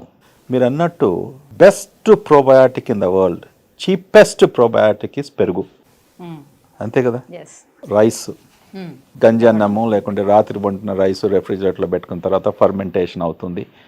ఆ ఫర్మెంటేషన్ అయినప్పటికీ ఏమవుతుంది, అందులో కొన్ని బ్యాక్టీరియా ఓకే ఉంటుంది. ఆ బ్యాక్టీరియా చాలా హెల్ప్ఫుల్. అంతే, ఫర్మెంటేషన్ వలన ఫర్ ఎగ్జాంపుల్ పెరుగులో ఏముంది, లాక్టోబాసిలస్ అంటాం. Lactobacillus is a very good component of this probiotic capsules. ఇప్పుడు ప్రోబయాటిక్స్ మనం బయట ఫార్మసీస్లో అమ్మినప్పటికీ కూడా మేము ఏం చూస్తాము, అందులో ఏ బ్యాక్టీరియల్ స్పీసీస్ ఉంది. ఈ ప్రోబయాటిక్స్ డిఫరెంట్ బ్యాక్టీరియల్ కల్చర్స్తో తయారవుతాయి, అండ్ అందరికీ ఒకటే ప్రోబయాటిక్ హెల్ప్ కాదు. So we will look in to ఈ ప్రోబయాటిక్లో ఏ బ్యాక్టీరియల్ స్పీసీస్ ఉన్నాయి ఈ పేషెంట్కు. ఇప్పుడు సంబడి ఇన్ఫ్లామేటరీ బౌల్ డిసీజ్ అంటాం, అంటే గట్టుకు సంబంధించిన జబ్బులు. ఈ జబ్బుల్లో మేము బాగా ఆలోచిస్తూ పేషెంట్స్కు ప్రిస్క్రైబ్ చేస్తాం. ఈ డిసీజ్లో ఈ కాంపోజిషన్ ఉన్నప్పటికీ ఈ ప్రోబయాటిక్ బాగుంటుంది, తీసుకుంటే బెటర్ అనేసి. పర్సనలీ హెల్తీగా ఉన్నప్పటికీ నో ప్రోబయాటిక్ ఈజ్ నెసెసరీ. అంటే లాక్టో ఇంటాలరెన్స్ ఉండేవాళ్ళు ఇలా తీసుకోవచ్చా క్యాప్సూల్స్? లాక్టోస్ ఇంటాలరెన్స్ ఉన్నప్పటికీ ఇప్పుడు లాక్టోస్ ఫ్రీ మిల్క్ వచ్చింది, ఆల్టర్నేటివ్ మిల్క్ తీసుకోవచ్చు, దాంతో పెరుగు చేసుకోవచ్చు, ఆప్షన్స్ చాలా ఉన్నాయి. If necessary you can take lactobacillus ఉన్న ప్రోబయాటిక్ తీసుకోండి. ఓకే, అది చేయడం కొద్దిగా కష్టం కానీ ఈజీగా మార్కెట్లో అవైలబుల్ ఉంది. అది ఎలా డైజెస్ట్ చేసుకుంటాము, మోర్ దెన్ మన ఫుడ్ ఆహారం డైజెషన్ కంటే ఎక్కువ ఇప్పుడు ప్రాబ్లం వచ్చింది information digestion. Information digestion is the biggest problem. దానికి నా దగ్గర ఏం మందు లేదు. ఇప్పుడు మీరు చెప్పారు పెరుగు తీసుకోమని చెప్పారు, కరెక్టే. మళ్ళీ అడుగుతారు ఇక్కడ పెరుగు కూడా ప్యాకెట్ లో వస్తుంది, రైస్ కూడా పాలిష్డ్ అయిపోయింది, నేను ఎలా తీసుకోవాలి దీన్ని, ఇది ఎలా నాకు హెల్ప్ అవుతుంది అని. అంటే పెరుగు వెస్టర్న్ కంట్రీస్లో ఎన్నో దశాల నుంచి పెరుగు డబ్బులలో వస్తుంది. బిగ్గెస్ట్ బ్రాండ్ అక్కడ డానన్ అంటాం. ఇప్పుడు అది కూడా ఇండియాలో కూడా అవైలబుల్ ఉంది. ఆ కంపెనీ ఇక్కడ కొలాబరేషన్తో కొన్ని డైరీ ఫార్మ్స్తో కూడా ఇండియాకు కూడా వచ్చింది. Danone is a very popular a grocery store. Danone వాళ్ళు డానన్ ఏం చేశారంటే చూడు, ఈ కమర్షియల్లో ప్రోబయాటిక్స్ ఎవరైతే ప్రొడ్యూస్ చేసి యూనో $1000s, $millions సంపాదించుకున్నారు. అదే వీడు అనుకుంటున్నాడు నేను మంచిగా పెరుగు అమ్ముతున్నాను, ఓకే ఇది న్యాచురల్ ప్రోబయాటిక్, వీడు కమర్షియల్ గా వచ్చేసి క్యాప్సూల్స్ అమ్మేసి వీడు ఇంత బిలియన్స్ కొట్టేస్తున్నాడు అనేసి సో వాళ్ళు ఏం చేసుకున్నారు, వాళ్ళు ప్రోబయాటిక్ బిజినెస్ పోయారు. అంటే డానన్ ప్రోబయాటిక్ అనేసి మొదలు పెట్టారు. అంటే వీళ్ళు కూడా కన్వర్ట్ అయిపోయారు అందులో. Convert marketing gimmick. సేమ్ పెరుగును వాడు ప్రోబయాటిక్ అని పెట్టేశాడు, డానన్ ప్రోబయాటిక్. సో నువ్వు కస్టమర్ గా నువ్వు గ్రోసరీ స్టోర్ కు వెళ్ళినప్పుడు ప్రోబయాటిక్ యా ఇదో స్పెషల్ డానన్ ప్రోబయాటిక్, నువ్వు అన్నేళ్ళ వరకు అదే తీసుకుంటున్నావు. అది information overload, information indiscipline, okay information misguidance. మీరు ప్రజలకు కన్వే చేసే ఏదే కానీ న్యూసే కానీ ఇన్ఫర్మేషనే కానీ హానెస్ట్ ఇన్ఫర్మేషన్ ఉంటే అందరు బాగుపడతారు. సో ఇప్పుడు మిల్క్ వచ్చేటప్పుడు కూడా ప్యాకెట్ పాలల్లో అసలు పోషకాలు ఏమైనా మిగిలి ఉంటున్నాయా, అందులో అవి తాగడం వల్ల ఏమైనా బెనిఫిట్ ఉంటుందా, పిల్లలకి ఇవ్వచ్చా? ఇప్పుడు అగైన్ ఇప్పుడు బిస్లరీ బాటిల్స్ అని చెప్పాను, ఓకే. సో మీ నమ్మకంతో ఇప్పుడు ఇండియాలో one of the largest dairy నాకు తెలిసిన మటుకు అమూల్. వాళ్ళు ఎన్నో ఇయర్స్ నుంచి ఆ బిజినెస్లో ఉన్నారు. సో ఆబ్వియస్లీ వీళ్ళు ఇన్ని రోజుల నుంచి బిజినెస్లో ఉన్నారు, వారి గురించి ఏమైనా చెడుగా ఏం వినలేదు, ఎవరు చనిపోలేదు అన్నప్పటికీ మనకు నమ్మకం ఉంటుంది. వాళ్ళు ఏమి చేసినా కూడా యాజ్ ఇండియన్స్ మిల్క్ ప్రోడక్ట్స్లో మనం చాలా వెనుకబడి ఉన్నాం, కరెక్ట్. ఇప్పుడు వెస్టర్న్ కంట్రీస్లో చీజ్, ఇప్పుడు ఆమ్స్టర్డాము, నెదర్లాండ్స్, జర్మనీ ఇవన్నీ కంట్రీస్ కూడా వాళ్ళు చీజ్ ఎలా చేయాలనేసి మిల్క్ నుంచి వాళ్ళు చక్కగా 1900s, 1800s cheese is very good. Especially మనకు వెజిటేరియన్స్కు ఎక్కువగా ప్రోటీను, ఇప్పుడు ఆ చీజ్ మన దగ్గర అవైలబుల్ ఉంటే ప్రోటీన్ చాలా ఇంపార్టెంట్ కదా. వయసు పెరుగుతుంటే కూడా ఇప్పుడు అంటున్నాం మనం ఈ కండరాలన్నీ మెల్ట్ అయిపోతాయి, వీక్నెస్ వచ్చేస్తుంది, తొందరగా చనిపోతాము. All this information which is coming, muscle strength ఎక్కువగా ఉండాలి, ఉన్నప్పటికీ ప్రోటీన్ కావాలి. ఇప్పుడు non vegetarian 3/4 of India or probably 80% of India is vegetarian. So ఎక్కడి నుంచి వస్తుంది ఎక్కువగా? అందుకు చాలా మంది సన్నగా ఉంటారు వాళ్ళు, ఎస్పెషలీ ఇఫ్ దేర్ ఆర్ వాళ్ళు ఎగ్స్ కూడా తినకుంటే లేకుంటే పెరుగు కూడా తీసుకోకుంటే. So there is no source of protein. So cheese is a very good form of protein. ఇప్పుడు మన దగ్గర చీజ్ అవైలబుల్ ఉంది, కానీ ఎంతమంది తీసుకుంటున్నారు? అంటే ఇప్పుడు వచ్చే ప్రచారం కూడా మరి అదే జరుగుతుంది కదా సార్. చీజ్ కూడా అధిక మోతాదులో చీజ్ ఇలాంటివన్నీ, బట్టర్ తీసుకున్నా, చీజ్ తీసుకున్నా సో కొవ్వు ఎక్కువగా పేరుకుపోతుంది, సో హార్ట్ ఇష్యూస్ వచ్చేస్తాయి, ఇవన్నీ చెప్తుండేటప్పుడు ఆటోమేటిక్ గా అవాయిడ్ చేసుకుంటూ వెళ్తున్నారు. రైట్. ఇప్పుడు అవన్నీ 1990s వరకు 2000 వరకు ఉండే. ఇప్పుడు American heart association 5-6 years 7 years back వచ్చి ఏం చెప్పింది, కొలెస్ట్రాల్ వలన గుండె జబ్బు రాదు అంటే కొద్దిగా మోడిఫికేషన్ ఆ స్టేట్మెంట్లో. Cholesterol is not the only thing గుండె జబ్బుకు కారణం అని చెప్పారు. మనం అంతవరకు మనకేం అర్థం ఉండే, కొలెస్ట్రాల్ ఎక్కువగా ఉన్నప్పటికీ మన రక్తనాళల్లో, గుండెకు పోయే రక్తనాళల్లో బ్లాకేజెస్ వచ్చేసి పేషెంట్స్కు హార్ట్ అటాక్స్ వస్తున్నాయన్నారు. మీరు చెప్పండి, ఇండియాలో 30 ఏళ్ళు 40 ఏళ్ళు ఎంతోమందికి హార్ట్ అటాక్స్ వస్తూ ఉంటాయి. మొత్తం ప్రపంచమంతా చూసుకుంటే ఇండియాలో ఎర్లీ ఆర్ యంగ్ ఏజ్లో ఏవైతే హార్ట్ అటాక్స్ వస్తాయి ఇంకెక్కడ కూడా రావు. ఎందువలన వస్తున్నాయి? వాడు 30 years 40 years లావుగా లేడు, డయాబెటీస్ లేదు, బ్లడ్ ప్రెషర్ లేదు, స్మోకరు కాడు, కానీ సడన్ స్ట్రెస్ వల్ల. Stress is one of the biggest thing. Pollution వల్ల, ఆల్ దీస్ ఫ్యాక్టర్స్. కొలెస్ట్రాల్ వానికి 250 కూడా ఉండొచ్చు, ఇట్స్ నాట్ నెసెసరీ. సో ఏం చెప్తున్నానంటే దీని గురించి, మీరు అన్నట్టు చీజ్ అంతా బ్యాడ్ ఉండడం వల్లే వస్తుంది. ఇప్పుడు కొలెస్ట్రాల్ అనేది కాదు, ట్రైగ్లిసరైడ్స్ ఎక్కువగా. Triglycerides also a part of lipid system. ఎక్కువగా ట్రైగ్లిసరైడ్స్ ఎక్కువగా ఎప్పుడు పెడతారు? కార్బోహైడ్రేట్. మనం ఇంతనం తింటాం, ఓకే. మన డైట్ అంతే కదా, rich in this thing. Triglycerides, high triglycerides are equally bad or more bad. అది ఈజీగా సాల్వ్ చేసుకోవచ్చు కదా మనం సాధారణంగా. మనం in fact triglycerides are easy to manage than cholesterol. మనం కొద్దిగా ఆహారంలో చేంజ్ తెప్పించుకున్నప్పటికీ, ఎక్సర్సైజ్ చేసినప్పటికీ తప్పకుండా వితౌట్ మెడికేషన్ ట్రైగ్లిసరైడ్స్ తగ్గే అవకాశం ఉంటుంది. కానీ కొలెస్ట్రాల్ ప్రాబ్లం ఏంది? అందరికీ చెప్పినట్టు అందరికి తెలుసు, ప్రజలకు కూడా 80 to 90% of the cholesterol we call endogenous cholesterol. అంటే మన బాడీలో తయారవుతుంది, మన ఆహారం వలన కాదు. సో కొంతమంది అంత స్ట్రిక్ట్గా ఉన్నప్పుడు కూడా కొలెస్ట్రాల్ ఎక్కువగా ఎందుకు ఉంటుందంటే జెనెటికల్లీ ఆ cholesterol they are making more. దానికి అన్ని థియరీస్ ఉన్నాయి. ఇప్పుడు ప్రజలు అర్థం చేసుకోవడానికి కష్టం అవుతుంది. ప్రజల్లో ఎక్కువగా కొలెస్ట్రాల్ ఉన్నప్పటికీ most of this is genetically mediated. So ఇటువంటి పేషెంట్స్కు ఇంకా జాగ్రత్త పడాలి. డైట్లో పుష్టంగా డైలీ మంచిగా ఒక చెంచాలు ఘీ ప్రతి మీల్లో మీరు తీసుకోండి. There is no problem according to the new research. So anything మనం మోడరేషన్లో చేసినప్పటికీ, ఇప్పుడు బాగా లావుగా ఉన్నాడు ఒక అతను, 150 కిలోలు ఉన్నాడు. ఇటువంటి వాళ్ళు డైలీ ఘీ తీసుకొని, లేకుంటే డైలీ చీజ్ తీసుకొని, డైలీ స్వీట్స్ తీసుకున్నప్పటికీ they is a problem. Otherwise cheese is a very good protein. Vegetarians have to realise, vegetarians అర్థం చేసుకోవాలి. చీజ్ ఎలా తయారవుతుంది? Condense milk. యా, ఇంత మిల్క్ మనం త్రాగేది బదులు you can eating this nice pieces of cheese and చాలా టేస్టీ. ఇవాళ రేపు ఎన్ని రెసిపీస్ అమ్మా. నేను ఇన్స్టాగ్రామ్లో కార్లో చూస్తుంటే నాకు నా నోట్లో నూరు ఆడుతుంది. అరే నాకు చెప్పాలి, వాళ్ళ ఇంటికి వెళ్ళేసి ఇలాంటివి చేస్తే ఎంత బాగుంటుంది. నేను చేస్తాను అది చేస్తూ మా cook I push the button. Okay, ఎంత సులభం చేసిన ఇన్స్టాగ్రామ్లో simple things you can make it so well. So అందరినీ నేను ఇన్స్టాగ్రామ్ ఏదైతే డైటరీ థింగ్ కుకింగ్ రెసిపీస్ ఉన్నాయి కదా, అది బ్రహ్మాండంగా మన వాళ్ళకు చాలా ఉపయోగపడుతుంది. సార్ ఇప్పుడు మరి యోగట్ మంచిదని చెప్తున్నారు, కానీ ఆ యోగట్ తో పాటు ఈ మధ్యన చాలా రకాల ఫ్రూట్స్ ని మిక్స్ చేసి కూడా మనకి వస్తున్నాయి, ఆ ఫ్లేవర్స్ లో కూడా వస్తున్నాయి కదా. సో అలా తీసుకోవచ్చు అంటారా? ఇప్పుడు మన పొట్టకి సూట్ కానీ కొన్ని రకాల విరుద్ధ ఆహారాలు కూడా ఉంటాయి.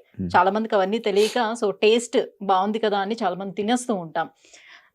జస్ట్ లైక్ ఇప్పుడు మన షడ్రుచులతో ఒక మంచిగా వేడివేడిగా భోజనం తిన్నాం సార్. లాస్ట్ లో మన పెద్దలు చెప్తూ ఉంటారు, ఏదైనా ఒక స్వీట్ ఐటమ్ లాస్ట్ లో తినాలి అని చెప్తుంటారు. సో ఆ స్వీట్ ఐటమ్ ని మనం పక్కన పెట్టేసి చల్లగా ఉండేటటువంటి ఒక ఐస్ క్రీమ్ తెచ్చుకొచ్చి లాస్ట్ ఫినిషింగ్ టచ్ ఇస్తాం. సో ఇంత వేడి ఆహారం తినిన తర్వాత లాస్ట్ లోని చల్లగా ఈ ఐస్ క్రీమ్ తింటే ఏమైనా అది విరుద్ధ ఆహారమా? అలా తీసుకోవచ్చా, తీసుకోకూడదా? అబ్సల్యూట్లీ ఏం ప్రాబ్లం లేదు. ఫ్రూట్ మాత్రం భోంచేసిన తర్వాత తీసుకోకుంటే బెటర్. గివ్ సమ్ గ్యాప్ అంటాం. ఫ్రూట్ ఈటింగ్, ఫ్రూట్ తీసుకున్నప్పటికీ ఇదొక సైంటిఫిక్ పబ్లికేషన్. మళ్ళీ రేపు వచ్చేసి కొత్తగా పబ్లిష్ చేయొచ్చు అని తెలియదు నాకు. So I'm disclaimer, I'm already disclaimer. తిన్న తర్వాత ఫ్రూట్స్ తింటే మంచిగా డైజెషన్ అవుతుంది already. It's not.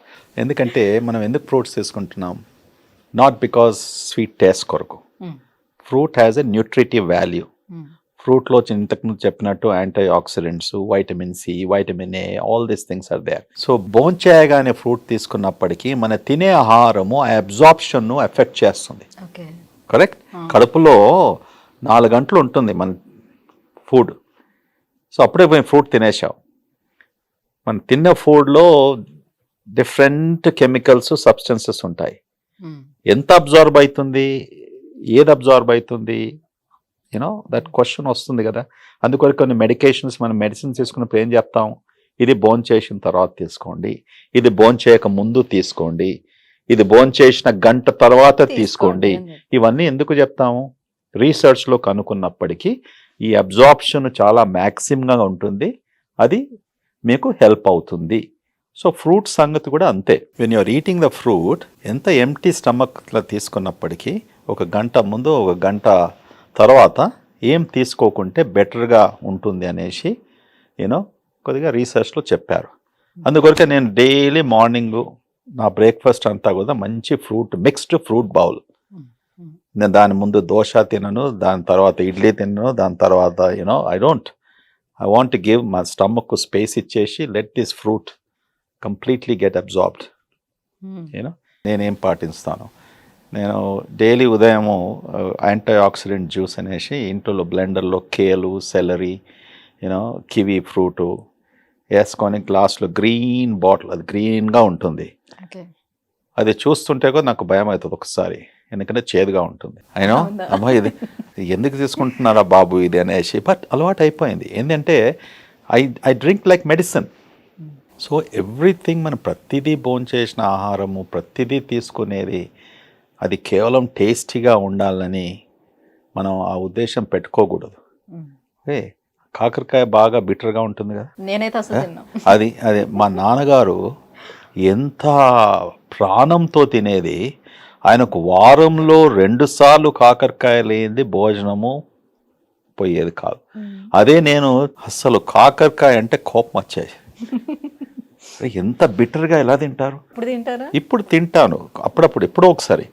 See what is bitter to somebody is sweeter to you, what is sweet to you is bitter to somebody. But మా నాన్నగారు ఆయనకి ఇవన్నీ vegetables గురించి, ఎందుకంటే ఈ వాజ్ వాళ్ళందరూ బాగా గీత, సంస్కృతం ఇవన్నీ టీవీ వాళ్ళు చదివేది, చూసేది అండ్ స్ట్రిక్ట్గా ఫాలో అయ్యేది. యా, స్ట్రిక్ట్గా ఫాలో అయినప్పటికీ నాకు ఆ బిట్టర్ టేస్ట్ ఎందుకనేసి చిన్నపిల్లని why do want eat this you know, మా అమ్మగారు మంచిగా చికెన్ వండి పెట్టేస్తారు, తీసుకుంటాను. But it's very good. కాకరకాయ is bitter. Later in life ఇవన్నీ జబ్బులు వచ్చాయికి అన్ని డబ్బంతా ఖర్చు పెట్టే బదులు, so try something which is bitter that doesn't taste well. There is nothing wrong with this. Correct? Yes. Yeah, life is not one even platform. So you should treat your body also like that. Some things you put in there like medicine. ఇప్పుడు exercise చేసినా కూడా నేను అదే చెప్తాను పేషెంట్స్కు. Okay, మీరు you make a decision. Obesity, weight పెరిగేసి, heart జబ్బు వచ్చేసి, బైపాస్ సర్జరీ, స్టెంట్ చేసుకొని, ఇన్ని లక్షలు ఖర్చు పెట్టుకొని, ఫ్యామిలీ అంతా కాంప్రమైజ్ చేసుకొని అది చేసుకుంటావా, లేకుంటే 20 నిమిషాలు అరగంట నువ్వు ఎక్సర్సైజ్ చేసి ట్రెడ్మిల్లో 15 నిమిషాలు చేసుకుంటావా? ఓకే, హాస్పిటల్లో కూడా మీరు జిమ్ పెట్టారంట. అసలు ఇక్కడ హాస్పిటల్స్ లోని జిమ్స్ అని చూడలేదు. అవును, అది జిమ్ ఎవరి కొరకు పెట్టానంటే నా కొరకు పెట్టుకోలేదు. ఓకే, మా ఎంప్లాయీ వెల్ఫేర్ కొరకు పెట్టుకున్నాం. అందరూ హెల్తీగా ఉండాలి. ఓకే, నర్సెసే కానీ నీకు ఈ అవకాశం ఉంది. వర్క్ తర్వాత నేను ఎప్పుడు ఏ ఫ్లోర్లోకి పోయినప్పుడు నర్సెస్ను ఫస్ట్ అడుగుతారు, did you eat, did you drink water, మీ బ్రేక్ఫాస్ట్కి వాళ్ళ ఏం తిన్నారు, కొంతమంది అడిగేస్తాను. యూనో సి, వాళ్ళు చిన్న వయసులో పనిచేస్తున్నారు, అమ్మ నాన్నని విడిచిపెట్టేసి ఒక సిటీకి వస్తున్నారు. ఓకే, ఇంతమంది సిక్ పేషెంట్స్ను హాస్టల్లో ఉంటూ హాస్పిటల్కి వచ్చేసి యూనో వాళ్ళకు కేర్ అన్నప్పటికీ ఎవరో ఒకరు అడగాలి కదా. ఎవరు అడుగుతారు వాళ్ళను? So I tell them also, gym ఉంది మార్నింగ్ 8 నుంచి ఈవినింగ్ 9 వరకు, ట్రైనర్స్ ఉన్నారు. కానీ ఎవరు పోతారు? 20 మంది. అది కూడా నేను ఒక 4 months డైలీ నాకు పంపిమని చెప్తుంటే అటెండెన్స్ ఎంతమంది వచ్చారనేసి. అండ్ దాని తర్వాత 20-30 అయిపోయింది.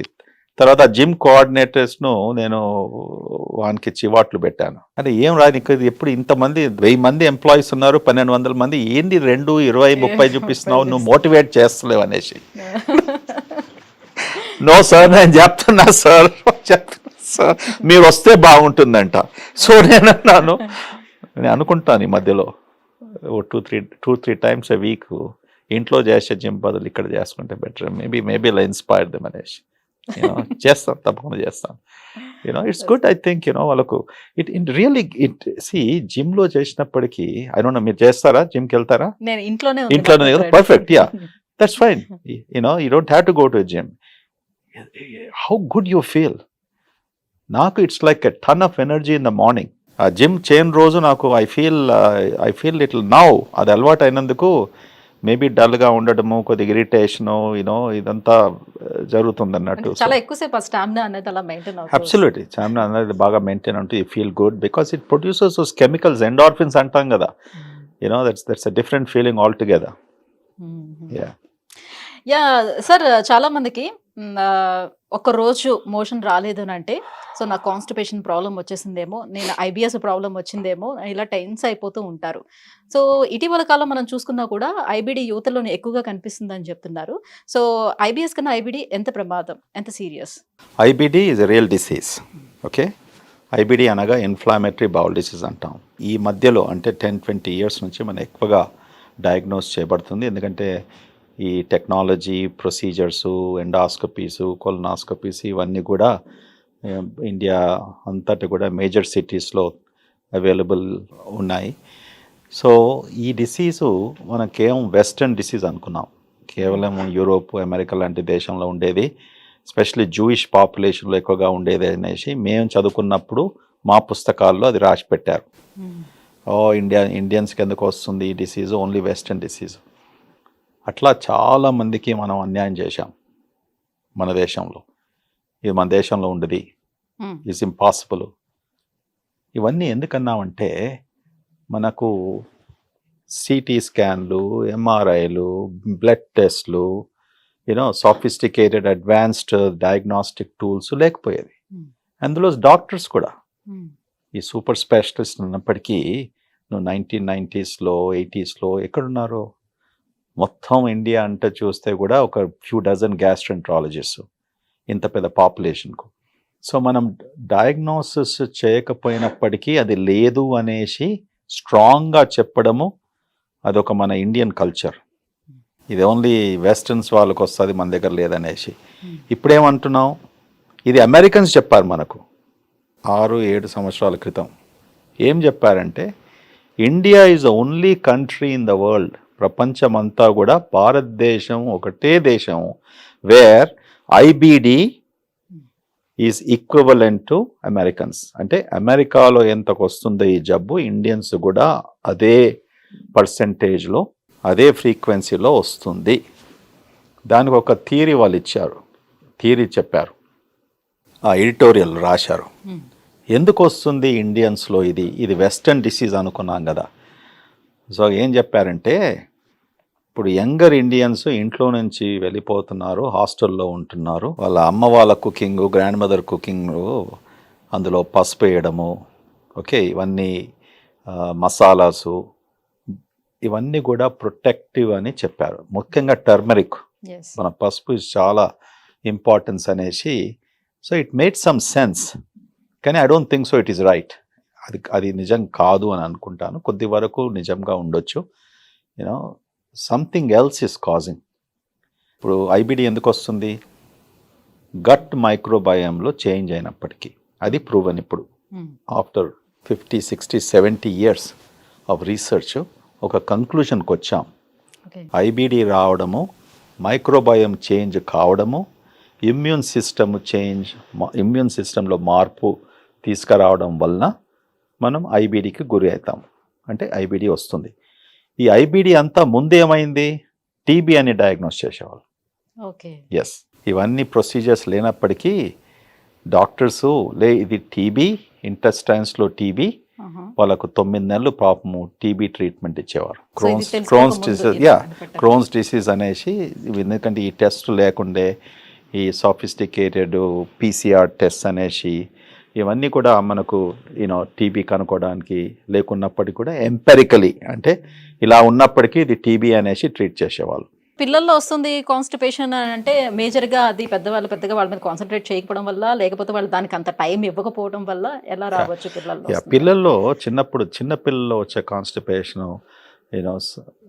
దానికి ఎన్నో రీజన్స్ ఉన్నాయి. ముఖ్యంగా అది ఫ్యామిలీస్లో ఉన్నప్పటికీ కూడా పిల్లలు కూడా వచ్చే అవకాశం ఉంటుంది. రెండవది పిల్లల డైట్ ప్రకారం కూడా ఇది చాలా ఇంపార్టెంట్. సాధారణంగా చిన్నపిల్లలు వెజిటబుల్స్ ఎక్కువ తీసుకోరు, ఎస్పెషలీ మోడర్న్ కల్చర్లో, ఫాస్ట్ ఫుడ్ కల్చరు. నేను గ్యారంటీగా మీకు ఇస్తాను, ఎంతమంది ఫ్యామిలీస్లో middle school, high school students మంచిగా కూర్చొని ఒక వెజిటబుల్ కర్రీ లేకుంటే మన దాలు ఇవన్నీ తీసుకుంటారు. చాలా తక్కువ అయిపోయింది ఈ ఫాస్ట్ ఫుడ్ కల్చర్లో, చాలా తక్కువ. రైట్. అండ్ చిన్న పిల్లల్లో అంటే 1 year, 2 yearsలో కొన్ని డిసీజెస్ కూడా ఉన్నాయి. సో అది రూల్ అవుట్ చేయాలి. కాన్స్టిపేషన్ వచ్చే డిసీజెస్, సైకలాజికల్ డిస్టర్బెన్సెస్, యంగ్ పీపుల్లో కూడా స్ట్రెస్ వాళ్ళు ఎక్స్ప్రెస్ చేయరు, దానికి కూడా కాన్స్టిపేషన్కు దారి చేస్తుంది. సో ఇవన్నీ కూడా డిఫరెంట్ సిచ్యువేషన్స్లో ఇటువంటి వచ్చే అవకాశం ఉంటుంది. అది ప్రాపర్గా డయాగ్నోస్ చేసుకొని ఇది కేవలం డైట్ వలన అయితే అది very simply you can solve it and help the patients. Medications చాలా ముఖ్యం. మనం చాలామంది ఇంతకన్నా చాలా మెడికేషన్స్ తీసుకుంటాం మనం పేషెంట్స్ అనవసరంగా. అది కొన్ని మెడికేషన్స్ కాన్స్టిపేషన్ లేకుంటే డయేరియా రెండు వచ్చే అవకాశం ఉంటుంది. సో డాక్టర్ దగ్గరికి వెళ్ళినప్పుడు డాక్టర్ ఫస్ట్ ఏది గమనించాలంటే ఆ లిస్ట్ ఆఫ్ మెడికేషన్స్ చూడాలి. ఓకే, డాక్టర్స్ తొందరపడి ఇది ఉండేసి అనేసి ఈ టెస్ట్లు రాయడము, ఓకే, ఆ మెడికేషన్ చూడకపోవడము. ఎందుకంటే మీరు ఒక 10,000 టెస్ట్ చేసే బదులు ఆ పేషెంట్ తీసుకున్న మెడికేషన్ లిస్ట్ తీసుకొని డయాగ్నోస్ చేస్తే దీనివల్ల మీకు అవుతుంది, ఇది మీరు చేంజ్ చేసుకుంటే బాగుంటుంది, తర్వాత ఒక నెల రోజుల తర్వాత మళ్ళీ మనం చూద్దాము. పర్సిస్టెంట్ కాన్స్టిపేషన్ అయితే యూ కెన్ ఇన్వెస్టిగేట్. సో ఇప్పుడు ఈజీ టు కుక్ అనే కొన్ని ఫుడ్స్ కూడా మనకు వచ్చేసాయి, 2 minutesలో కుక్ చేసుకునే ఫుడ్స్. సో అందరికీ అర్థమైనట్టు చెప్పాలి అని అంటే like Maggi and packaged foods కూడా చాలా వచ్చేసాయి. అండ్ అందులో చాలా ప్రిజర్వేటివ్స్ ఉంటున్నాయి, షుగర్స్ ఉంటున్నాయి. బట్ వాడైతే లేబుల్ మీద ఇస్తాడు, ప్యాకెట్ లేబుల్ మీద ఇంగ్రీడియంట్స్. పాప వాడు తప్పే లేదని చెప్పొచ్చు, అన్ని ఏం మిక్స్ చేస్తానని ఇస్తాడు, ఇంత చిన్న చిన్న అక్షరాలు ఇస్తాడు పాపం. కానీ అది ఎవరో మనం చూడం, పైన ఉన్న ఈ బొమ్మను చూసి ఓకే ఇది బాగుంది అన్నట్టు తీసుకొస్తాం. సో దీనివల్ల వచ్చే కాంప్లికేషన్స్ ఏమి ఉంటాయి? కాంప్లికేషన్స్ ఏం లేదు, మీరు అన్నట్టు లేబుల్ చదువుతాం కదా, బ్రహ్మరాత్ర కదా అంతా రాసి పెడతాడు అక్కడ. అందులో ప్రోటీన్ ఇంత, షుగర్స్ ఇంత, సోడియం ఇంత, పొటాషియం ఇంత, అన్ని రాసి ఉంటాయి. ఎవరు చదవలేరు. అందు కూడా చదవం కదా మనం, అదే కదా మీరు అదే అంటున్నారు కదా మనం.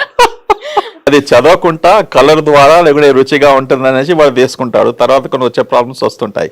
కానీ అది చెప్పేది ఏంటంటే it's a good thing packet మీద రాసేది, ఎందుకంటే మనం క్యాలరీస్ ఎన్ని వస్తున్నాయి అనేసి కనుక్కుంటాం. కొంతమంది నేను చూసేది ప్యాకెట్లో ఇది క్యాలరీస్ ఎంత, okay, because your calorie conscious, weight పెరుగుతుంది, షుగర్ ఎక్కువగా ఉంది, అంతవరకు చూసుకుంటే పర్లేదు. ఓకే, ఇప్పుడు ఫర్ ఎగ్జాంపుల్ మనం సే బాదాం అనుకోండి, ఆల్మండ్స్, ఓకే, మీకు ఇష్టం ఉంటుంది, ఏమంటాం మనము, ఒక ఫిస్ట్ ఫుల్ ఆఫ్ ఆల్మండ్స్, అంటే మీ పాములో 5-6 ఆల్మండ్స్ తింటే డైలీ మోర్ దెన్ ఎనఫ్. అది రోస్టెడ్ ఆల్మండ్స్ ఉందనుకోండి, 5 తినేస్తాము, 10 తినేస్తాము, 20 తినేస్తాము, 30 తినేస్తాము. దాని నుంచి ఎన్ని క్యాలరీస్? 400, 500, 600 క్యాలరీస్. అరగంటలో మీరు అన్ని క్యాలరీస్ మీరు తీసుకున్నారు. సో లేబులింగ్ ఈజ్ ఇంపార్టెంట్, అన్ని రకాలుగా మనకు హెల్ప్ అవుతుంది. దాని తర్వాత మీరు అన్నారు కదా 2 minutes 5 minutes కుకింగ్, అది కూడా చాలా ఇంపార్టెంట్. ఇప్పుడు ఎయిర్ ఫ్రైయర్ అంటాం, ఎయిర్ ఫ్రైయర్స్, ఓకే, చాలా మంది కూడా చిన్న ఎయిర్ ఫ్రైయర్స్, ఇది air fryer is better than even ovens. Okay, ఇప్పుడు చాలా మంది ఇళ్ళల్లో చిన్న ఎయిర్ ఫ్రైయర్స్, పెద్ద ఎయిర్ ఫ్రైయర్స్ పెట్టుకున్నారు. Air fryer is actually good, ఎందుకంటే without oil, without anything, and అది బాగా టేస్టీగానే ఉంటుంది. ఈ అవన్స్ కూడా ఇవాళ ఇప్పుడు మీరు అన్నారు కదా, ఇంత పెద్ద పెద్ద అపార్ట్మెంట్స్ పెట్టుకుంటున్నారు, కిచెన్ ఇంత సన్నగా ఉంది అనేసి, కానీ ఇవి పోయి అక్కడ చూడాలి, మెజెస్టిక్ అవన్స్ ఉంటాయి వీళ్ళు. అది సంవత్సరం ఒకసారి యూజ్ చేస్తే కూడా బాగానే ఉంటుంది. Okay, right. ఎగ్జాంపుల్ ఎందుకు చేయాలంటే ఒకటి భయం. దేని వలన భయము? బయటి ప్రపంచంలో వెస్టర్న్ సివిలైజేషన్స్లో అది ఎప్పటి నుంచో ఉన్నాయి. వాళ్ళకు మేజర్ కుకింగ్ అంతా కూడా నాట్ మన గ్యాస్ స్టవ్స్లో తాల్పు వేయడము, ఆయిల్ వేయడము, first onions, garam masala, all this routine. Okay, అది అక్కడ లేదు కదా.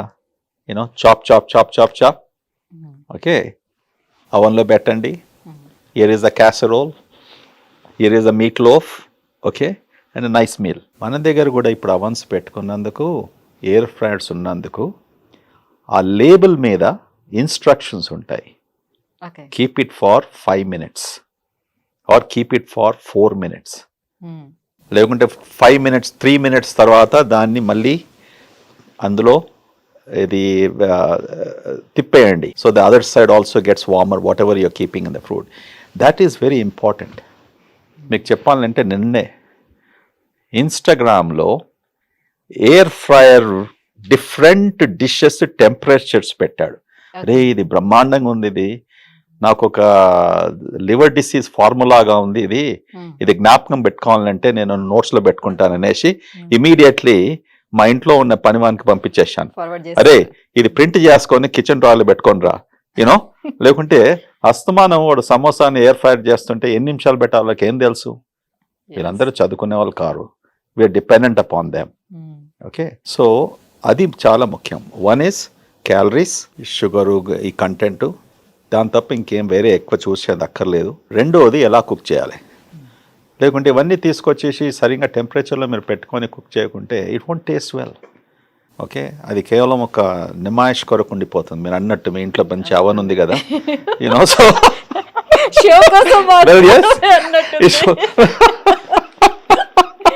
సో ఇప్పుడు నాలాగే సో అవన్నీ ఉన్నప్పటికీ కూడా ఎక్కువగా యూస్ చేసేది అందరూ కూడా గ్యాస్ స్టవ్ యూస్ చేస్తారు.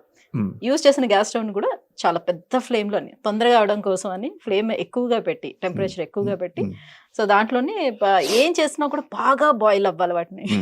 సో వెజిటేబుల్స్ కానివ్వండి లేకపోతే మీట్ కానివ్వండి ఏదైనా సరే బాగా బాయిల్ చేస్తారు. సో ఇది ఎంత వరకు కరెక్ట్? నాకు పెద్ద తలకాయ నొప్పి మా ఇంట్లో. మా ఉన్న కుక్కు, ఆమెకు మంట అంటే ప్రాణం. అంటించేసుకుంటారా ఏంటి? నేను చెప్పి చెప్పి చెప్పి అమెరికా నుంచి ఏమ్మా ఎందుకమ్మా ఇంత ఘనం చేసేది, ఇంత ఓవర్ కుక్ ఎందుకు చేస్తున్నారు, ఇంత అది వారంలో ఇప్పటికైనా కూడా 2 సార్లు చెప్తూ ఉంటాను, డోంట్ ఓవర్ కుక్.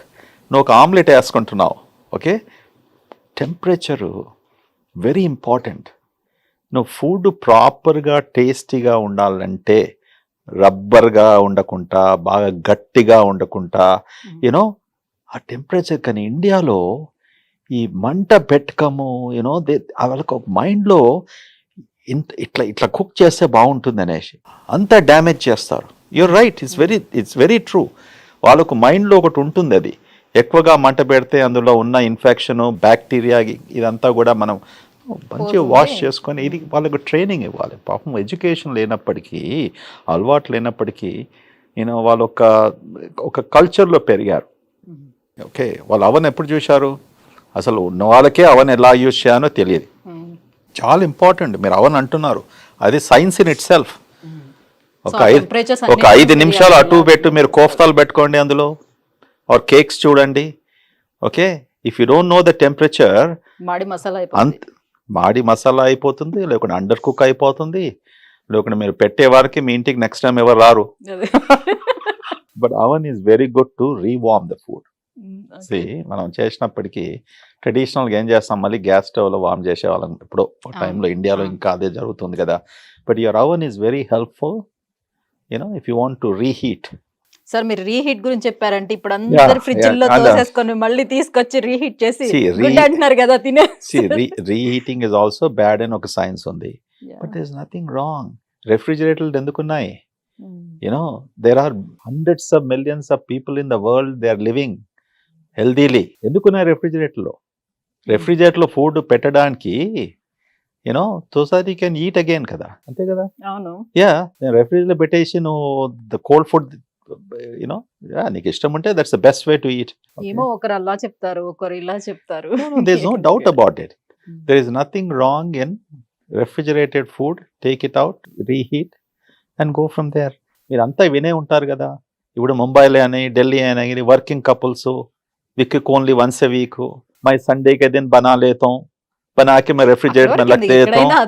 ఇది కూడా అదే సిచ్యువేషన్ కదా. So why do you have refrigerators? So you can preserve the food, you can take it out and eat it and go from there.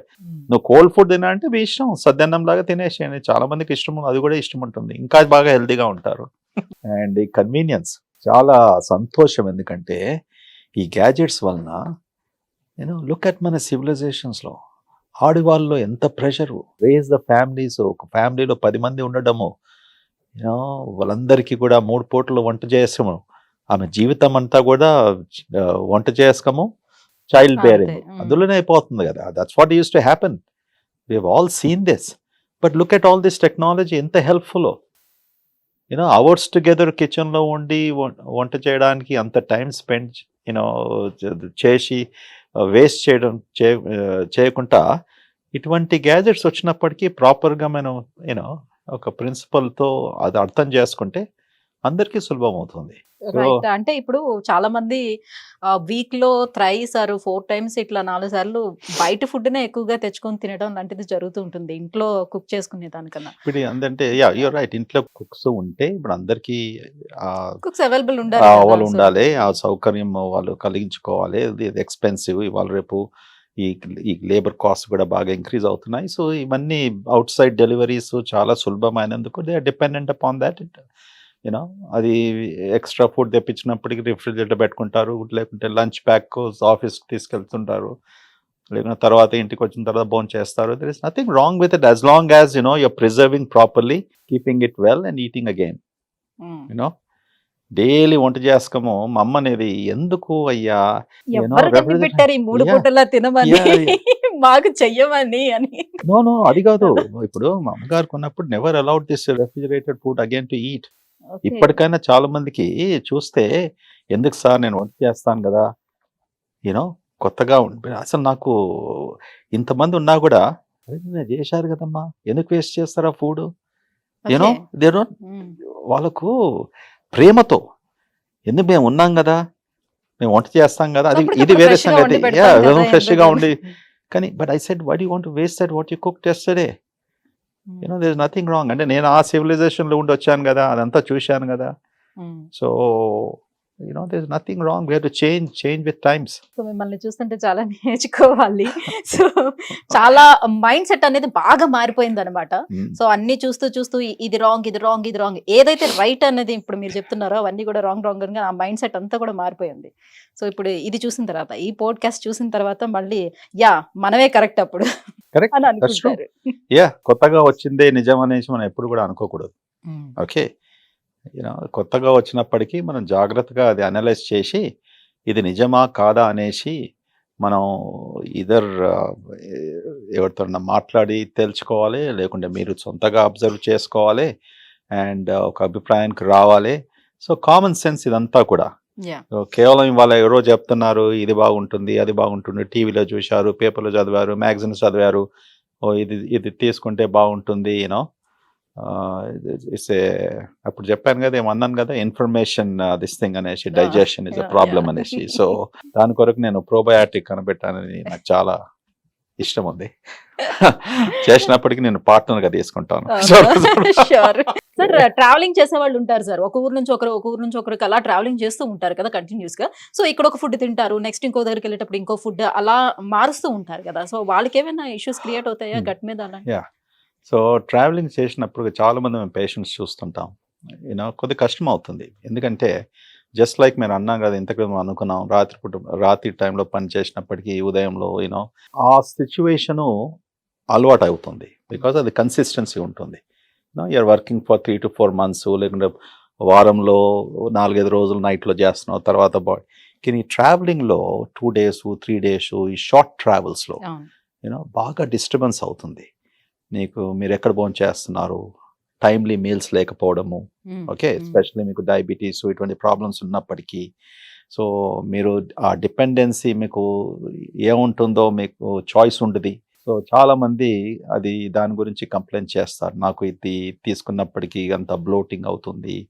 లేకుంటే మాకు బాగా ఎక్కువగా బెల్చింగ్స్ వేపులు గ్యాస్ పోవడము అన్కంఫర్టబుల్నెస్ లేకుంటే మసిల్ ఏక్స్ స్ట్రెస్ హెడేక్స్ మనం కేవలము ఆహారము కేవలం గట్ ప్రాబ్లమ్స్ కాదు beyond gut okay systemic problems కూడా అనగా మన మెంటల్ స్టేటు ఓకే మన ఫెటీగ్ టైర్డ్నెస్ స్లీప్లో చేంజ్ రావడము యూనో ఎమోషనల్ స్టేట్లో చేంజ్ కావడము యూనో ఇవన్నీ కూడా ఎఫెక్ట్ అవుతుంది without having a proper balanced food very important మనం కేవలం సార్ గట్లో చేంజెస్ వచ్చాయి అని అంటే మనకి పింపుల్స్ రావడం కానీ లేకపోతే మూడ్ స్వింగ్స్ రావడం కానీ ఇట్లా ఏమైనా జరుగుతూ ఉంటుందా?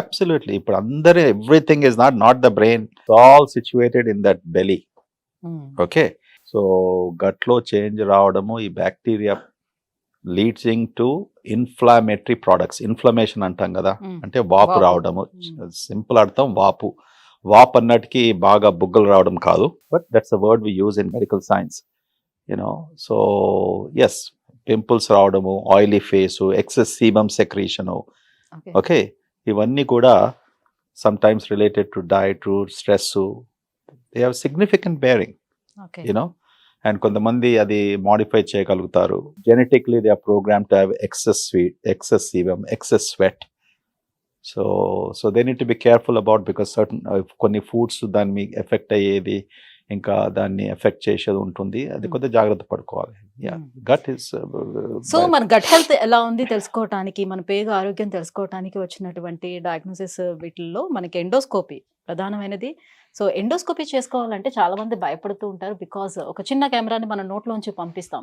సో ఇది ఎంతమందికి యూజ్ చేస్తారు? సో ఎయిడ్స్ కూడా వచ్చే ఛాన్స్ ఉంటుందేమో అని చాలా మంది భయపడి ఎండోస్కోపీకి వెళ్ళకపోతూ ఉంటారు. సో ఇందులో వాస్తవం ఎంత? ఓకే, ఎండాస్కోపీ ఇస్ చాలా సులభమైన ప్రొసీజర్.